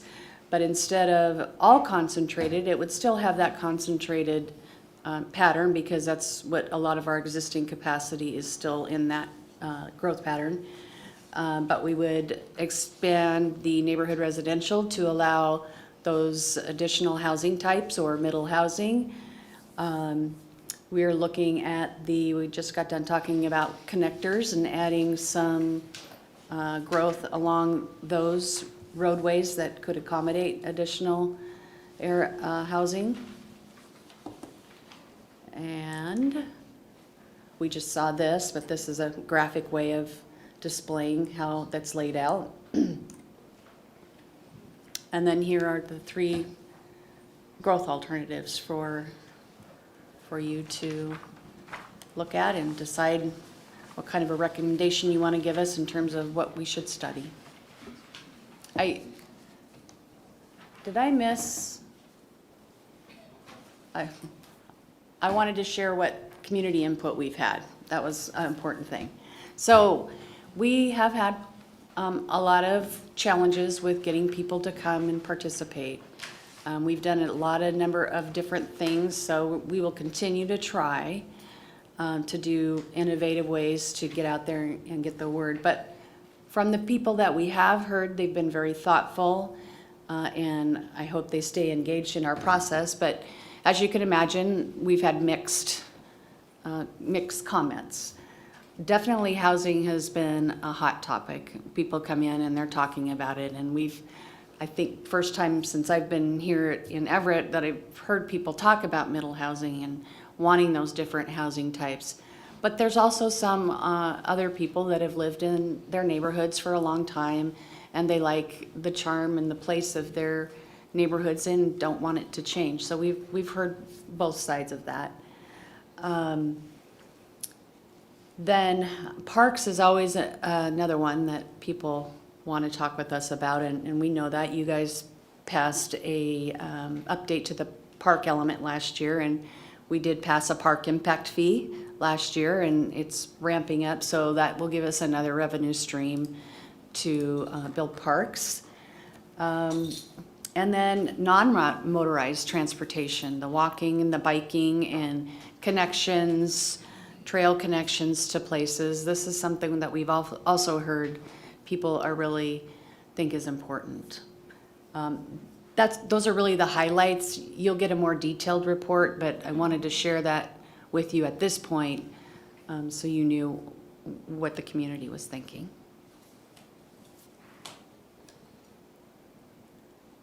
And quickly, we're gonna do a few more community outreach sessions. And then we are going to the council in August to ask their concurrence, so they'll hear what you had to say. And then we're going to continue to conduct the environmental review and technical analysis. And then, of course, we've got a full schedule for you for the next year and a half to talk about the comp plan elements and everything that goes with it. I'll turn it back to you. Thank you. So, as we've discussed in previous planning commission meetings, the first two alternatives are not in and of themselves viable alternatives because of the new legislation that has to be incorporated.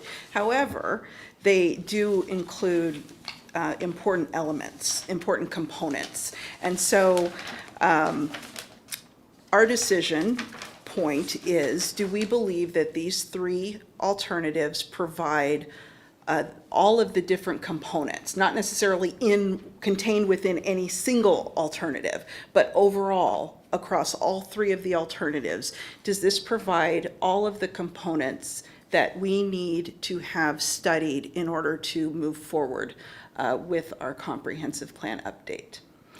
Okay, discussion on that?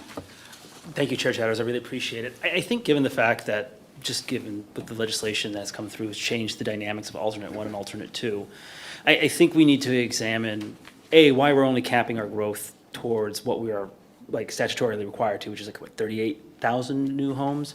I mean, I guess I would say plan bigger. Like, I know we may not get there, but let's not have to do as much revisiting of this concept, like over the next several iterations. We can set a larger goal and keep working towards that, is kind of my thought. I also think that, thinking about how alternative two would look with the current, like having alternative two with an added band of low rise around the outside of it, kind of going back to that tapered effect, would be important to consider, because they say if we do go with alternative two, we're essentially going to have that medium rise around the band, a medium rise band around outside of, my apologies. I'm kind of off by the, so in alternative three, the corridor along Evergreen Way is high rise, correct? And the immediate band outside of that is low rise? In alternative three, yes. Roger. And so in alternative two, we go high rise, medium rise, but we then go straight to residential, which won't be the case anymore because it'll go straight to neighborhood housing.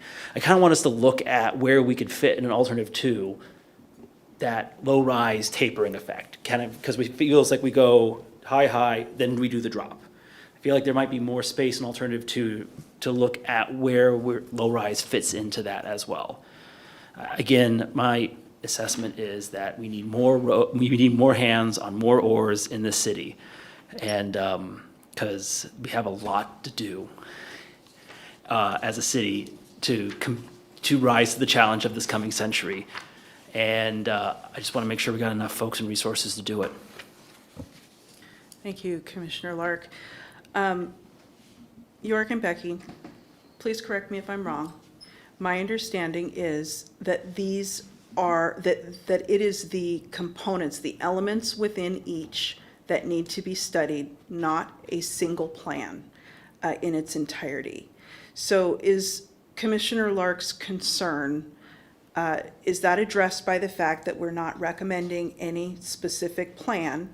We're simply recommending that the elements contained within the plan be studied within each of the three plans collectively be studied. That's correct. The thing that I think I'm hearing from Commissioner Lark is that we would add to alternative 2, maybe a second band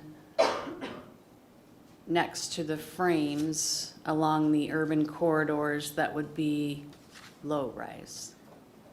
Yeah, begin to kind of begin to consider, where we could put low-rise in alternative 2, expand low-rise in alternative 2, and the impacts of that. Now, if all the impacts and the assessments for that are achieved in alternative 3, then we're just, moving pieces around. Right. But my thought is that the dynamic of alternative 2 does change, like how we view and assess low-rise in there, simply because, again, the difference between the difference with this and alternative 2 is we're not just looking at the additional, we're looking at housing in and beyond our set capacity, and I don't know how that would impact your analysis, but I do want to make sure that we don't overlook that low-rise integration into alternative 2. If there is any distinguishable analytical differences between low-rise integration in alternative 3 and low-rise integration in alternative 2, if that makes sense.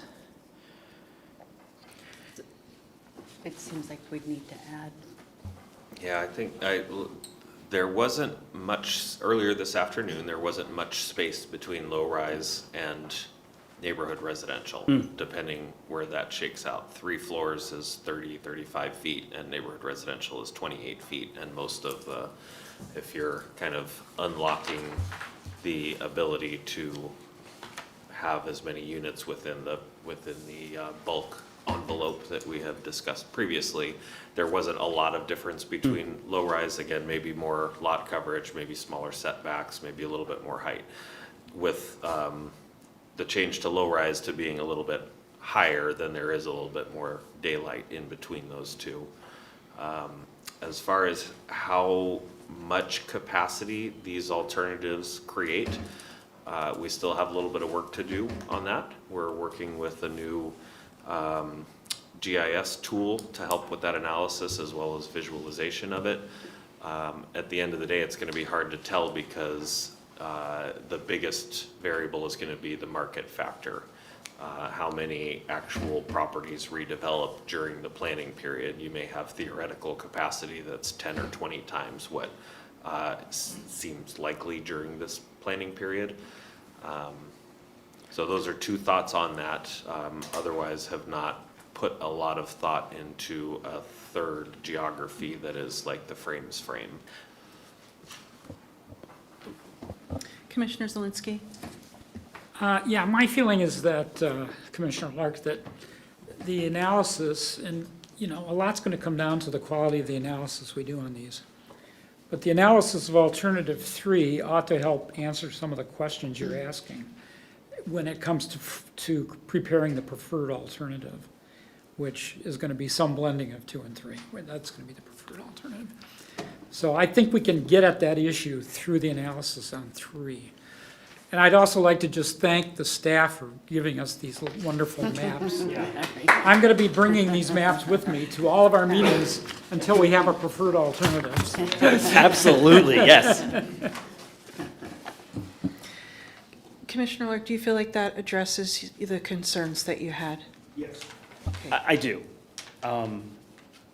And I had another question, but I lost it, so it must not be important. It'll come back to me, though. Commissioner Sullivan, Commissioner Ballard, do you want to weigh in? I'm good. I think I understand. I mean, I'm happy. I think there's that everything's being considered. Just kind of a reminder from last time, I've seen this 3 times now. We've always undershot. I would rather have, more opportunities for people to be more creative out there. So if you give them an extra floor, don't write it off, assuming that it's expensive or it doesn't work, or put it in a place.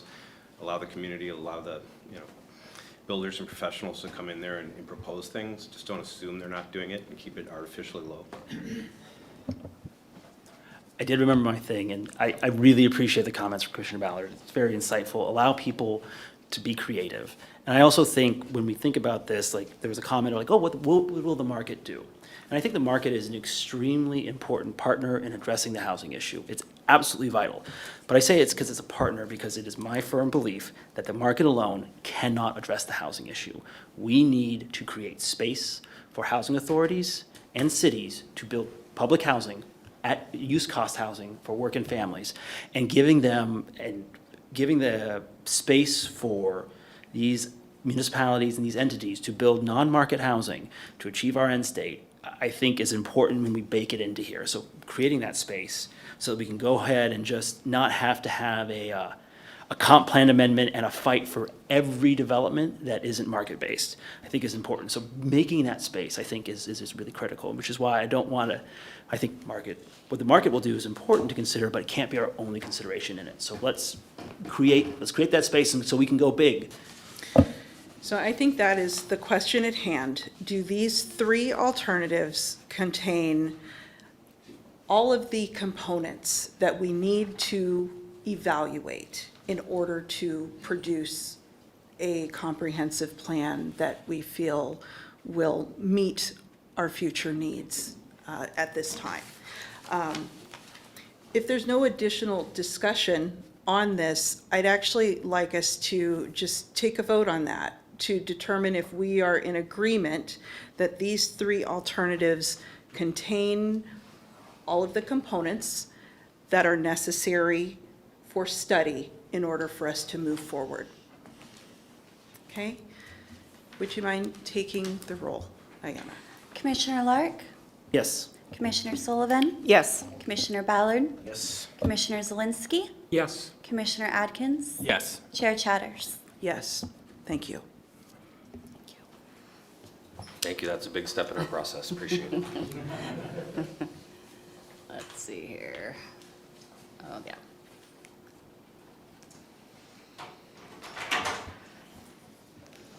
Okay. Okay, so now that moves us, we have concluded with item 4A, correct?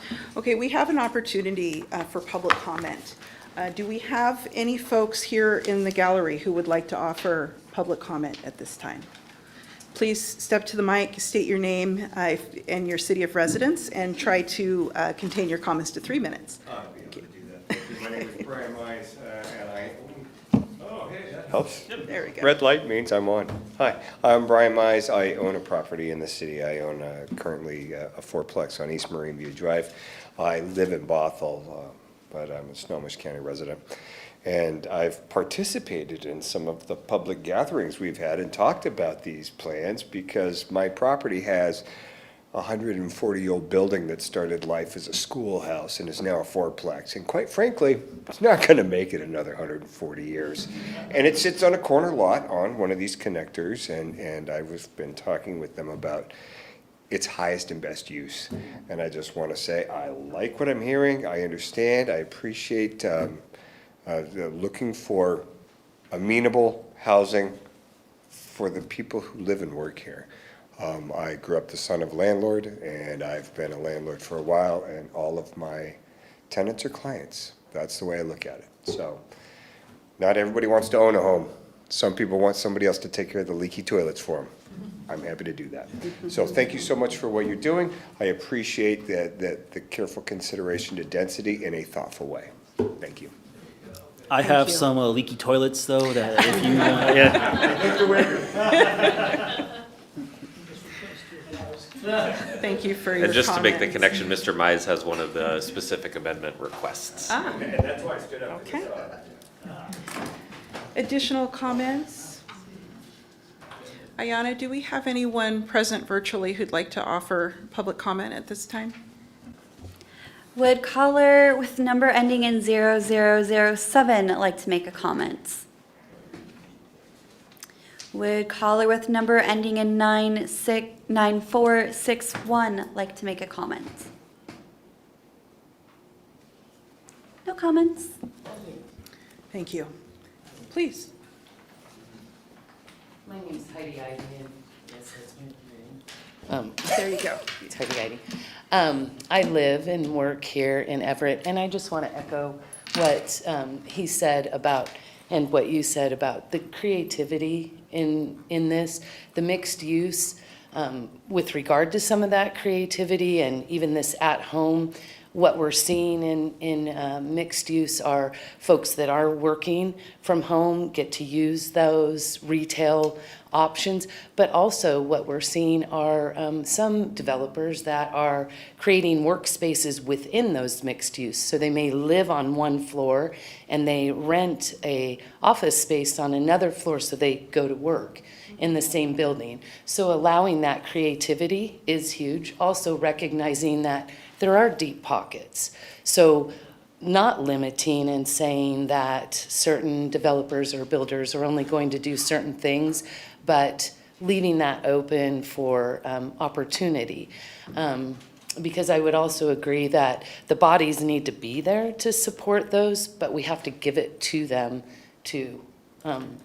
for them to support those. Thank you.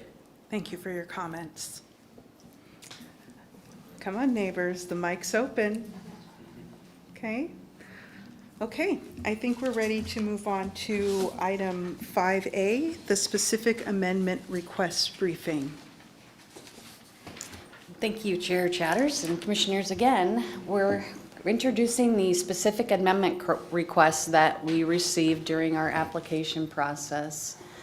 So just a little bit of background about that. Typically, the city has an annual, what we call docketing process, and people can submit for changes to the comp plan, changes to the comprehensive plan map, changes to development regulations, and we do that on an annual basis. Thus, the state law allows us to amend our comprehensive plan once a year with very few exceptions.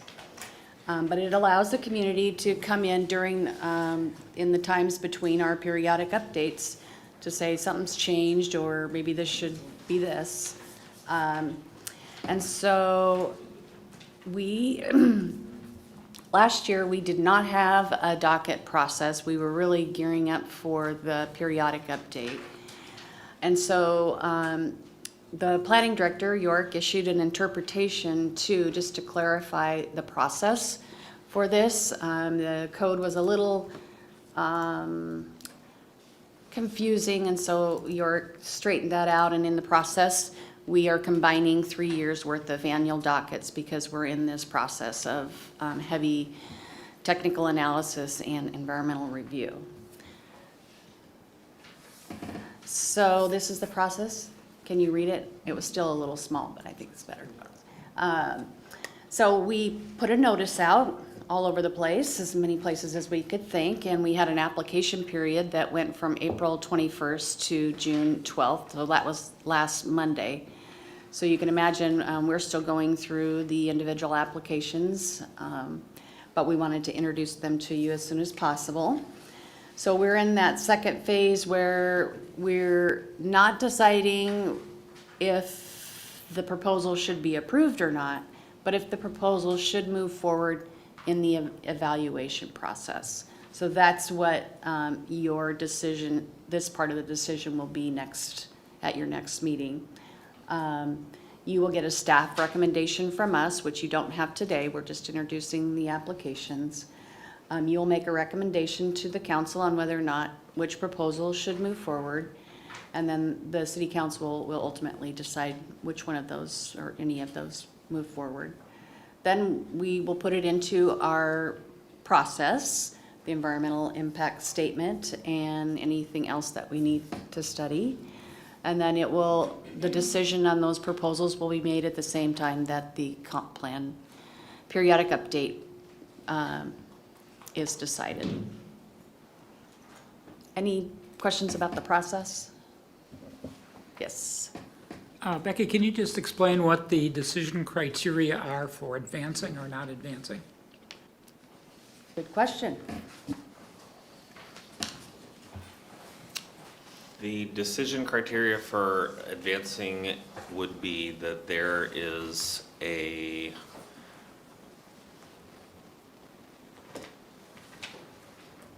that there is a reasonable chance for the proposal to be adopted, so that it is worth staff, the planning commission, the city council spending time on it. This is a step to compare the applications to the alternatives that you have just made a recommendation on.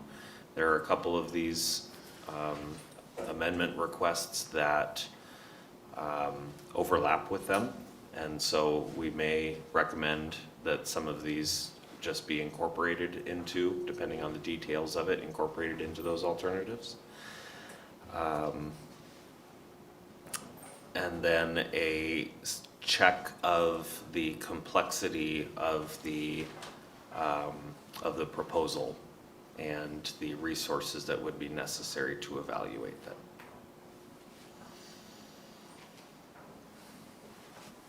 Were you looking for a set of criteria? No, I was just, in my own mind, wondering what's the difference between advancing and approving? So it's a two-step process. I just wanted to have a better understanding of what the first step is, because that's what's coming up for us, right? Yes, correct. Yeah. So just on the who's in charge of the application? So once it's moved, then does it belong to the city? I mean, is the city paying for it? They're doing all the studies, or is the applicant working in conjunction with the city and sharing that? From this point on, the city is the responsible party for the applications that are approved, and that's the reason for having at least a bit of a check step on that. We arranged the application process and the materials to take on much of the burden of analysis. An environmental checklist is included as a requirement, as well as the attention to the criteria for actually amending the comprehensive plan or the rezones. There are criteria in code, and each of the applicants was required to respond to those. So the idea is that the applicants have provided the information necessary to do the evaluation and to meet the requirements of State Environmental Policy Act, which are probably some of the strictest requirements in terms of policy evaluation. I have not read every one of them yet. I've not read most of them. I don't know if I've read any of them yet. So I can't weigh in as to whether the applications have all of the information that we would need to be able to stand on when it comes time to make the decision. Let's throw that in there as a consideration for advancing these applications as well. We were talking about this a little bit earlier, and to what extent we might allow supplemental information to take an application that's close but could use a little bit more information to pass muster for decision making. And I think that's a good idea. I doubt that any of these applications is perfect as it came in the door. So the idea is that we are not taking on a significant body of work with these applications, and that's why we intended to have that work done by the applicant. But from now on, this is going to be our project. So you do have a set of the applications that came in, and that's prior to us working with the applicant if needed. I don't know, commissioners, if you noticed, it's on, if you look through your packet, it is the memorandum at the top. It says from Karen Stewart, environmental planner. If you flip to the next page, page 2 of that one, it has applications, and so there's a list of applications. And what would be helpful would be for those to be mapped. For us to have a map. There's the map. There we go. Yes, and we can get you. One we can see. Yeah. Would be really helpful, yeah. So this is the map amendments, because there are also some text amendment applications. Right. So the first one there up north is 906 East Marine View Drive, and you heard from the applicant. The second one there, and I'm going to go through each one of these applications, just to clarify. Oh, is it hard to see? Sorry.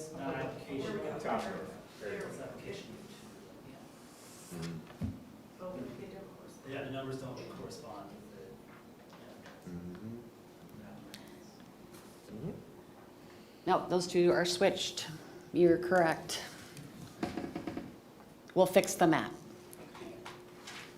We'll do our best this time. So there's an application for 906 East Marine View Drive up north.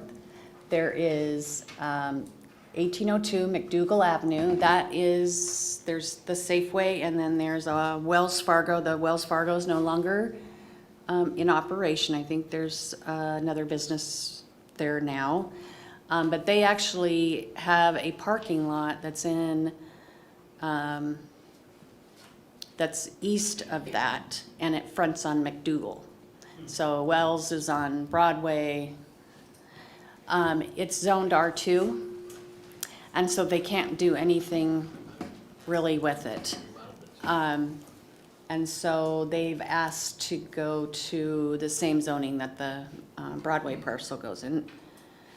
The number 3 is down south, which is 1 in your memo. And that is 10303 21st Street West, Avenue West. And it's a parcel that, well, I'll share the details with you. I've got slides on all of these. And then you'll see the port compatibility application. So the one with the blue border is the port compatibility area. And then the purple line you see going up north and then south and over to the east is the proposed freight corridor from the port. One clarification, just to make sure I heard it right. The current in blue, what is in blue is currently what exists for the port. The overlay, the proposed changes will be in the purple, correct? Correct. Roger, thank you. Okay, so I'm gonna get maps that are zeroed in on these properties. So for this one, it's zoned R2. It has a land use designation of single family, and they're asking to go to a multifamily or UR3 or higher. They have not requested a height map, but the city has something a little bit unique in that we have a height map instead of a height by zone. So whenever we do a rezone like this that would change a designation, we also have to consider what to do with the height map. I will add to this comparison to the alternatives. For this site in alternatives 1 and 2, there's no change to this area, single family R2 zone. In alternative 3, dispersed it and the properties around it would become neighborhood residential. So something to think about with all of these is to what extent is the request potentially incorporated into the alternatives. In this case, the request was for additional development capacity, UR3 or equivalent. And the application, this is what is the first one, so I started reading it, discussed the hope to get 6 units or so on the site. One of the things we'll look at with these, and I think that's some of the information that we can bring back to help your decision next month, is would that be possible under the neighborhood residential designation? And if it would, and should probably be a check with the applicant that that's okay, it's possible that we could just incorporate this into the alternative. It would be studied that way, and then they can take their energy and focus it on public comment to the decision makers at the appropriate time. So unfortunately, this map isn't zoomed out enough, but there is a kind of a pocket of R2 here that's surrounded by light industrial or industrial, some UR3 and potentially UR4 around the area, but we'll provide all those details because typically you wouldn't just zone one parcel, and then what York was discussing would be is if these went to the middle housing, would that be enough to do without a zone change? So the 906 East Marine View Drive is going from an R2, and I have to fix this. The proposal is to go to MU, which is mixed use, 4 floors. I confirmed that, up to 4 floors. And it's currently zoned R2. It's not quite a half-acre lot. And so this is where it resides. This is what it would look like. You can see that there's kind of the multifamily zoning across the street, and then also to the north, but to the south, it is that R2 zoning. And in terms of the alternatives, No change in alternatives 1 or 2 would remain single family, and alternative 3 would be low rise, as this fronts on one of the connectors. Low rise being 3 or 4 floors, so we're close. The application material mentions a desire for mixed use. That would not by default be part of it.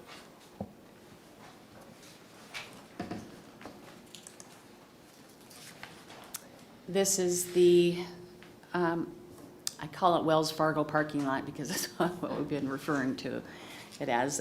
They want to go to the mixed use from an R2. Though in that area currently, the heights are 6 floors about.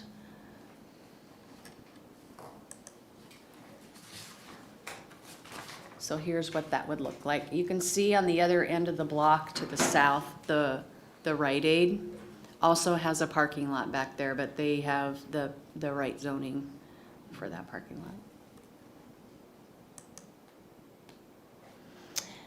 So this is I don't have a map showing the. Go back to that last one, Yeah, sorry. please, sorry. One more note, we have a height reduction between higher heights and single-family zones of 50 feet, I believe. You're held to the height of the neighboring zone. So when you, this is a perfect example along the Broadway corridor. Most, if not all of that site is gonna be within 50 feet of a single-family zone, and so essentially, we would have to do something about that if they wanted to actually realize the full zoning. And there's another application that I think addressed that issue as well. Hold on, sorry. So does that mean, based on how it is right now, let's say the house next to it is a single-story home, therefore, no, it can't go up at all? Or are you just saying it can only, the building next to it can only go up so many floors? So if they're requesting 6, they can, for example, only go up 2. Is that what you're trying to, I didn't understand. Right now in chapter 22, there is a reduction for higher intensity zones that neighbor single-family zones, and it is 50 feet. You have to match the height limit of the zone next to it.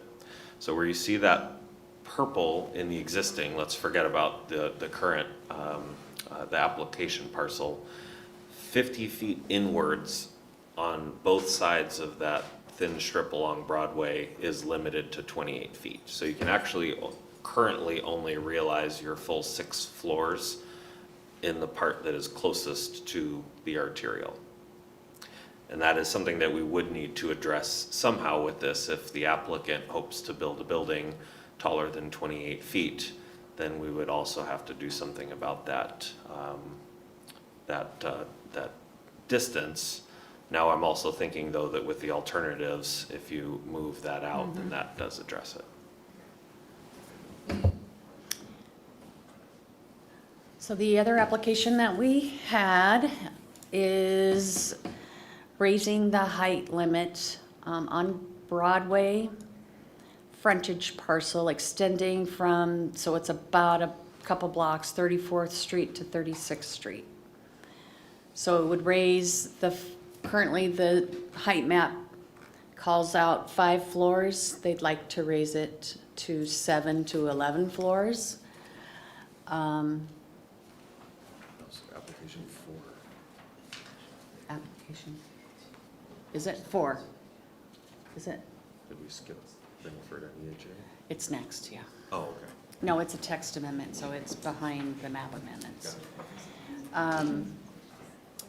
And this is the one York was just discussing about the requirement that a building has a height limitation if it's next to UR3 or UR4, any residential zone.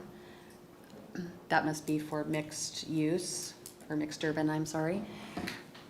So that would also, the proposal is to change that code section to eliminate that requirement. Is that I mean, that's a long way. Is that a single project or A single property?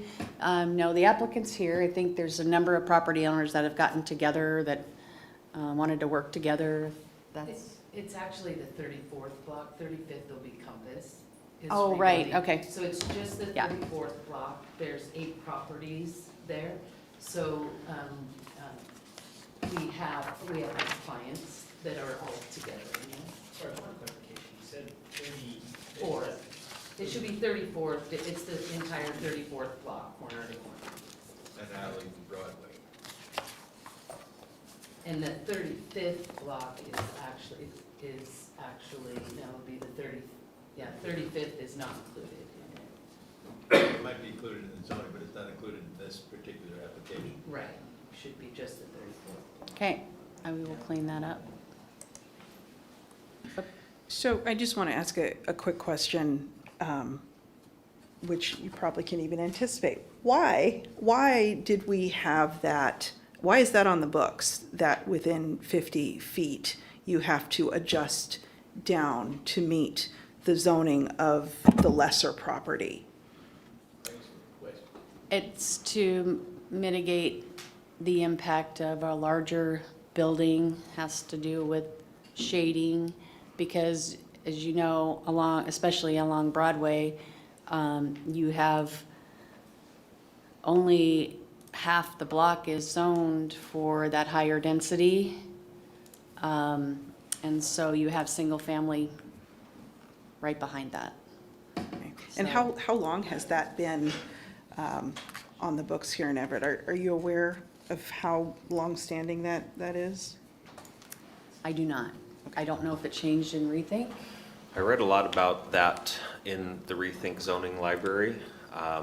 So may I hazard an estimate here, is that in Rethink zoning, additional height was permitted along Broadway, and to mitigate that additional height, maybe not just Broadway and Evergreen Way, to mitigate that additional height, kind of a separation from the adjacent zones was added.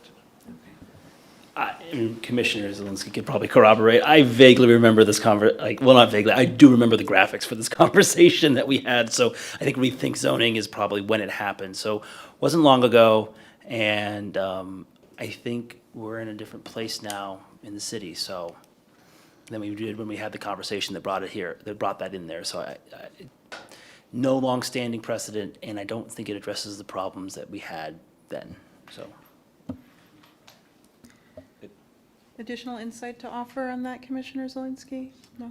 Okay. kind of Commissioner an Ballard? insight, but I'm just wondering, do we count, I mean, if we zone something, but then we don't allow them to use that zoning on Right.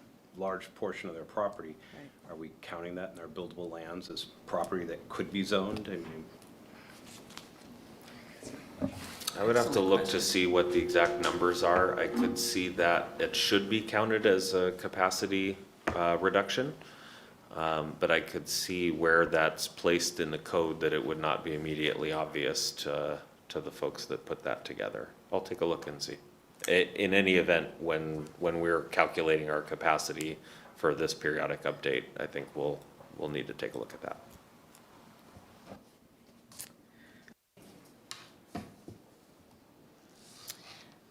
So this is an application. We have think, about 17 applications that are all the same. I did clip them together.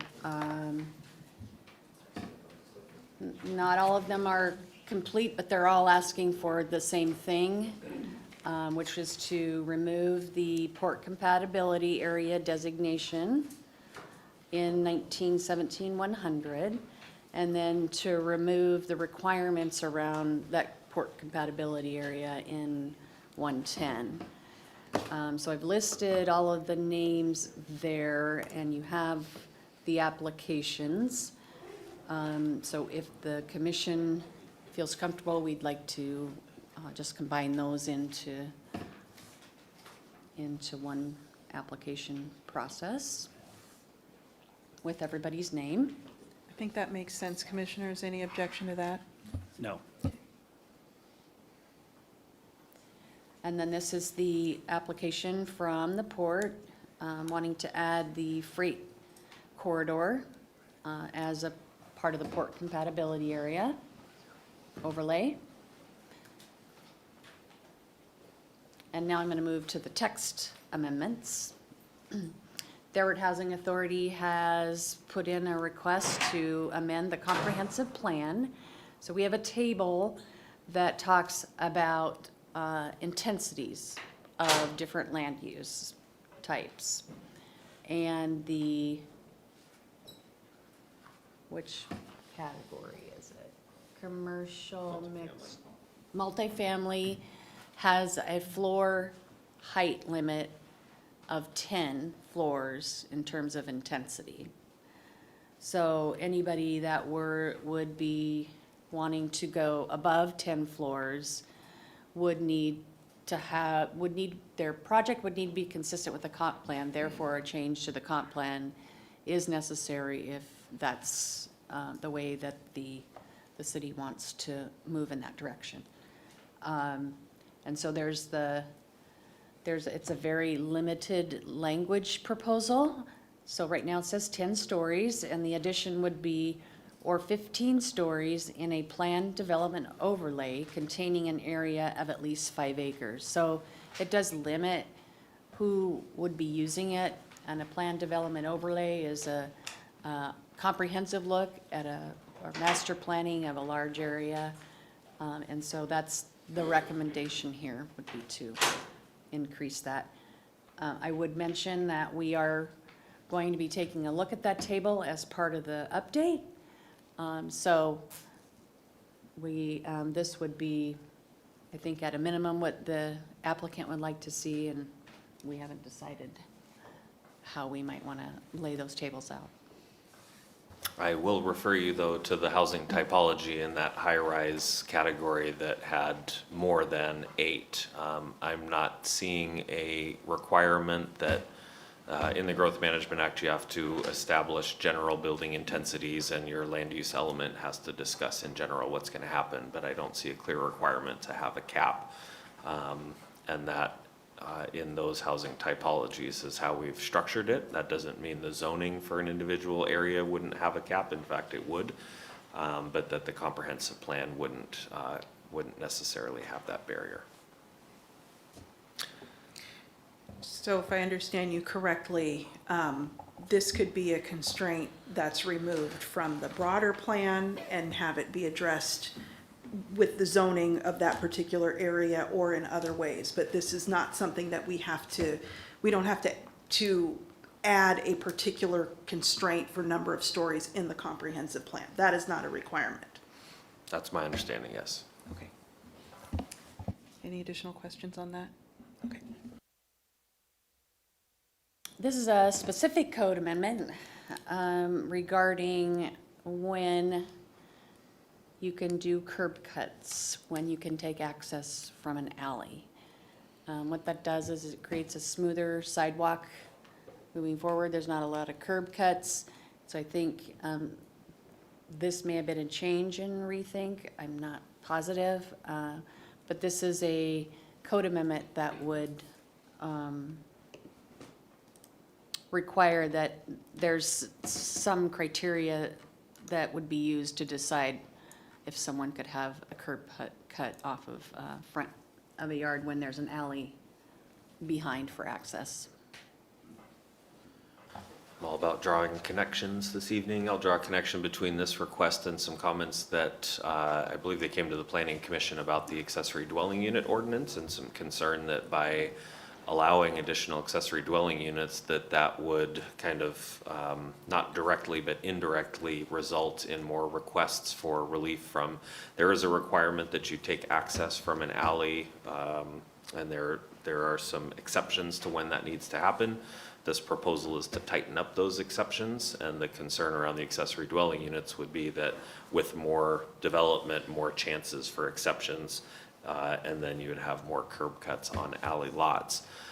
So that's one connection I wanted to make, and then the other one is that subsequent to accessory dwelling units, of course, the middle housing bill, which also has a similar potential to increase demands for new curb cuts on alley lots and non-alley lots. So something that we'll definitely want to highlight for you in the rest of this update process, especially on what to do about middle housing and what to do about accessory dwelling units, and what are some of the potential unintended or negative consequences of that, and this is one of those. Sorry, is this from staff? This was an individual? Okay. All right. Was there a staff member? She used to be a staff Okay. member, yes.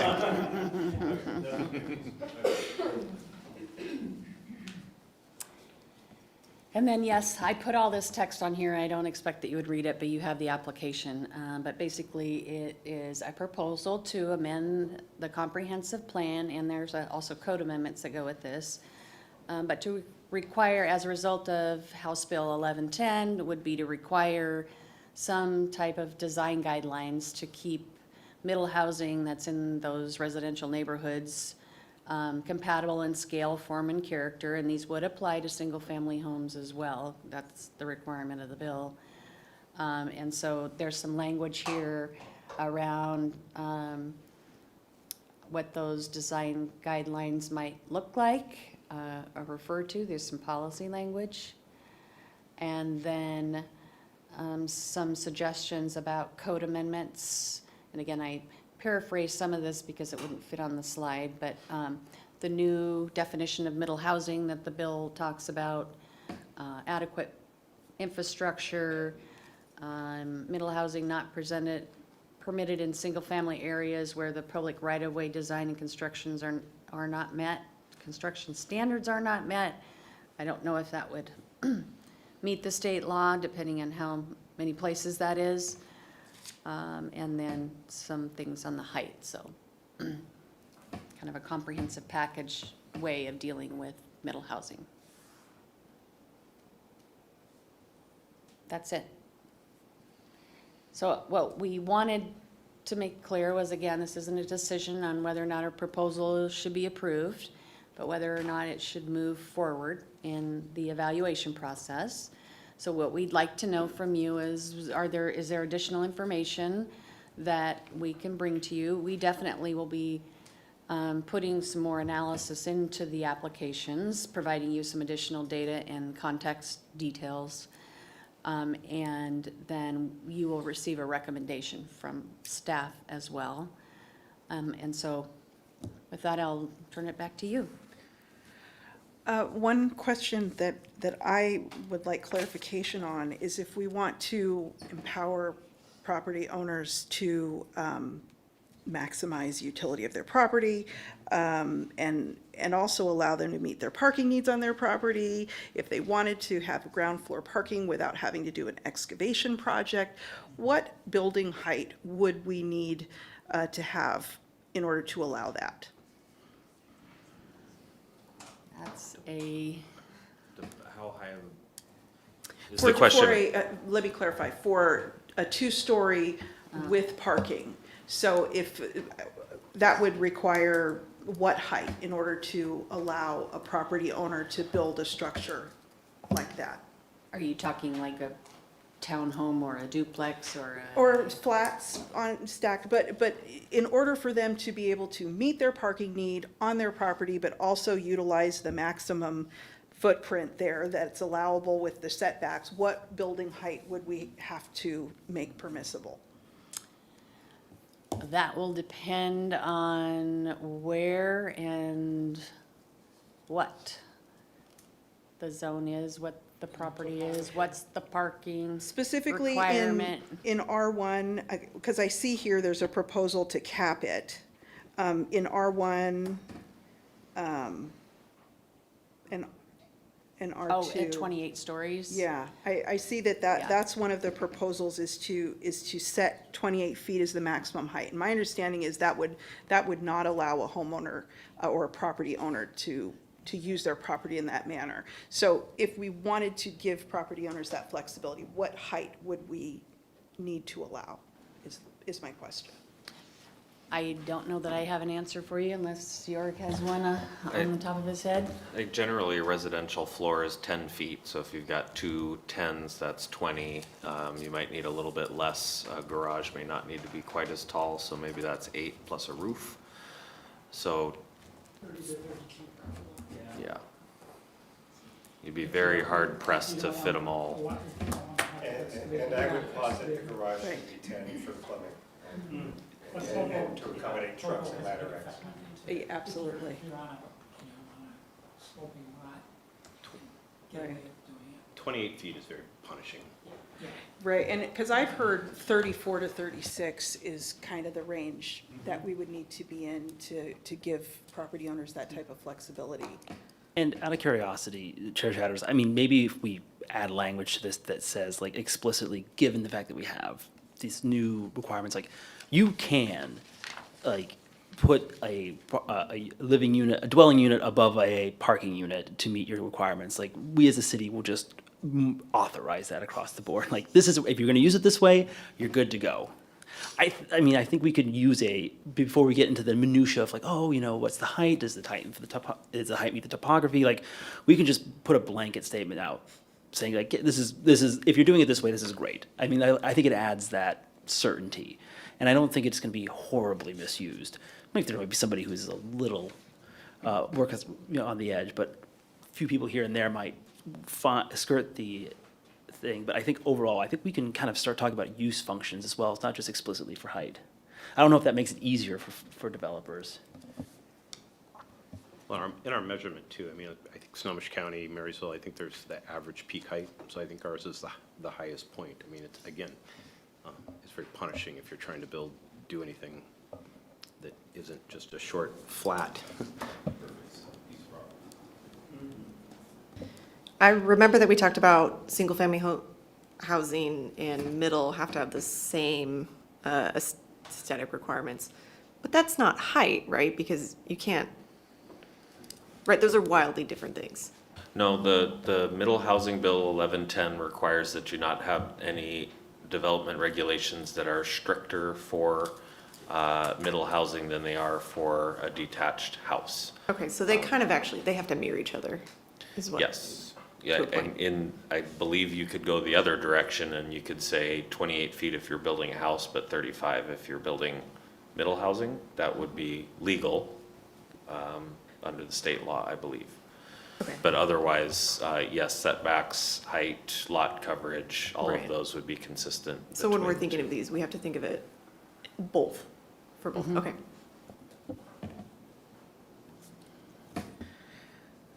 Additional questions, things we'd like more information on next time around? When will we talk more about setbacks? Because that is something I would love to talk more about, which I feel like kind of goes along with height. So if there's a point that we're going to do that, I'm happy to save that for that conversation. We'll be discussing heights probably, yeah, it'll be a little while still, but in the development regulations that we will need to update as a part of implementing the preferred alternative. So I should have brought the schedule, but Okay, we'll just put a pin we in will that be one. talking about it. So one question I have is if there is a part of a specific amendment request that we feel should advance, but another part that perhaps we feel we shouldn't, are we free to break those apart and and decide on them separately, or is each amendment a package deal? We either advance it in its entirety or we do not.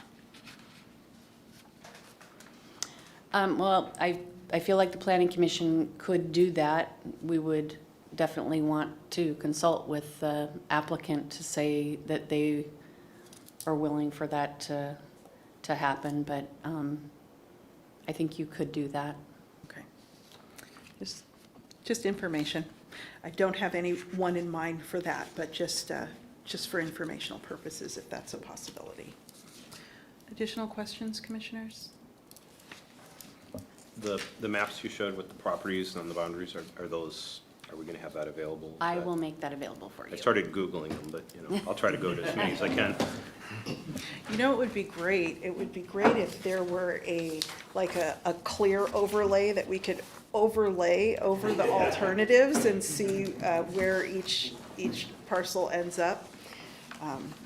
Yeah. That would be, Yeah, we that could would do be that, kind of cool. for sure. Yeah, we'll see what we can do, and I think we have a story map coming at some point, which is an interactive map with text and images that accompanies it, where you can zoom in on, that should be able to, without promising more than we can deliver, because I'm not sure exactly how it works, but I think it can allow for layering and all those sorts of things. Okay, and so have you concluded your presentation on that? Okay, wonderful. We have one final opportunity for public comment. Do we have anyone in the gallery? Please, Ms. Gurley.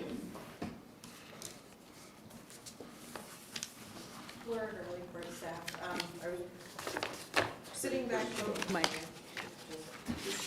This button. Okay, thank you. Laura Gurley, Port Staff. I was pondering the conversation earlier and the question of why regarding a compatibility zone, and thought of a very good example, a real-world example that actually happened.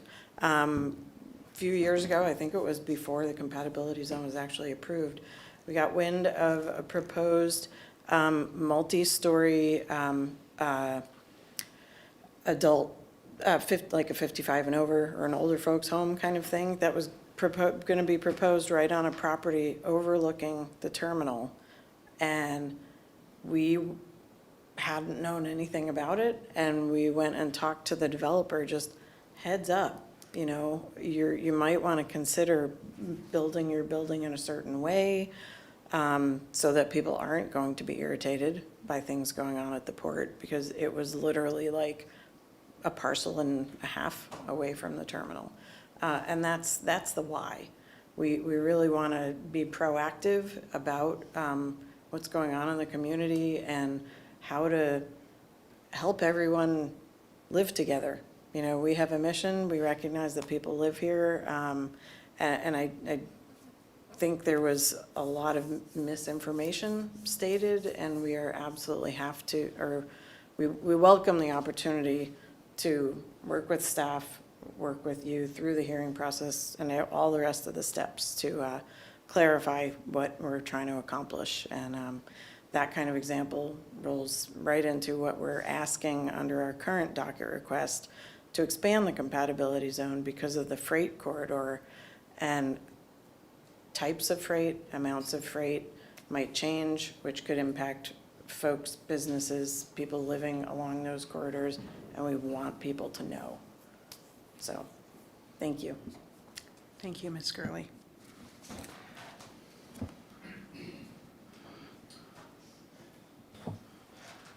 Please John state your Bradley, name. I Thank you. live in Everett. My wife and I, and Kelly and I, we've lived here since 2020. We're also part of the Rucker Hill gang that came in and rattled some cages around here tonight. A couple of things really stood out to me. So this is just kind of, and it was really helpful for me to sit through the rest of the proceedings and to hear about how you folks talk about these, these long-term planning things and everything. It was really educational for me. So I thank you for all of that. A couple of things that really stood out to me, though, in regards to the port compatibility piece. There's a tremendous amount of lack of knowledge on the part of our part. When you heard, the passion with which so many of our neighbors talked about, that stood out to me. And, and she had just mentioned that there was some misinformation. I heard contradictory information within, what was shared as far as what the letter that came from, I think it was the gentleman representing the naval station.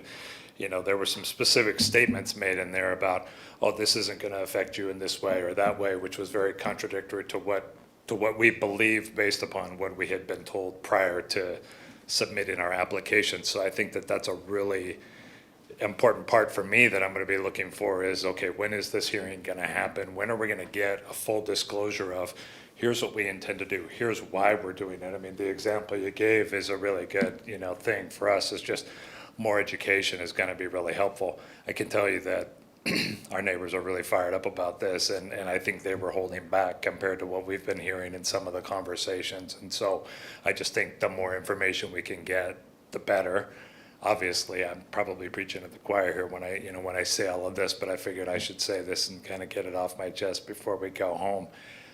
The other thing is just in regards to all of the proposed changes that you folks went through with the planning stuff and with adding additional housing or planning for the ability to add for additional housing. That's great to see you guys thinking about that. There's a couple things that stand out for me. There was talk about the transportation plan. I hope those things are worked together, because as a resident, getting around here is not too bad compared to Seattle. We moved here from Mill Creek, where it was getting horrifically bad.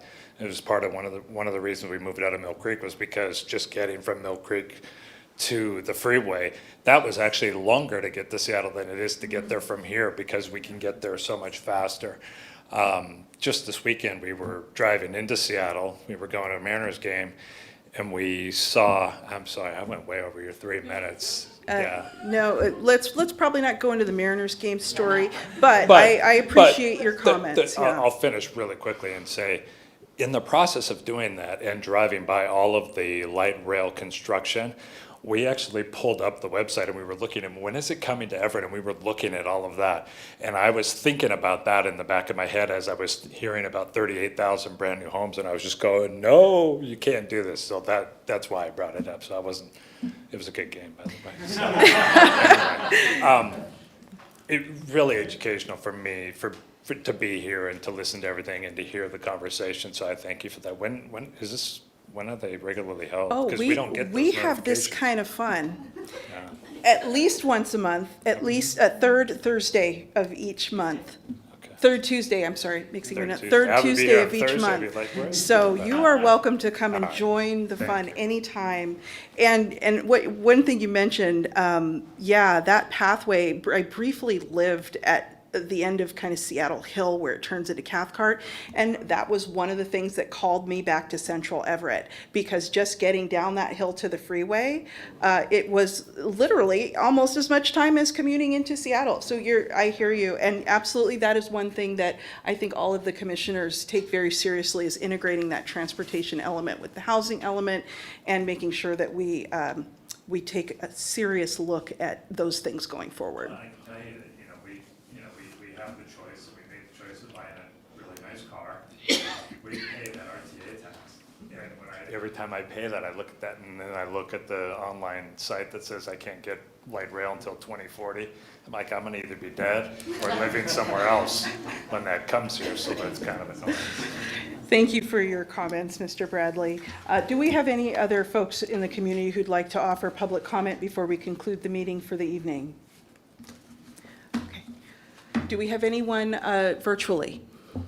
Would speaker with number ending in 0007 like to say anything? Can you hear me? I can hear you. Hello? Hello? Hello.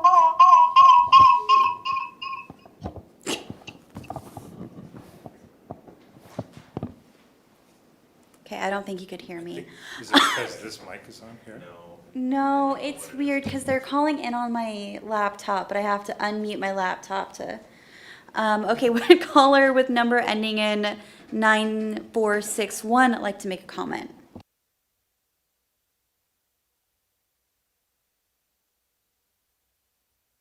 Hear me? Yes? Okay, yeah, this is just a test I tried earlier, and I wasn't acknowledged. So, I just had a question about the port compatibility zone. It seems like it's going one way. It's going from the developer to the port or the City of Everett. Would they also notify all the residents in the zone? No.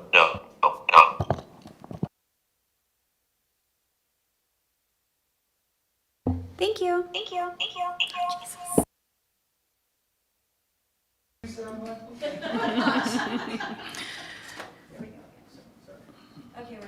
Okay.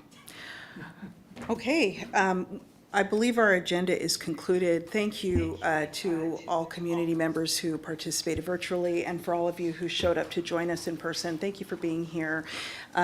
Commissioners, if there's nothing else, we have concluded our business and we are adjourned.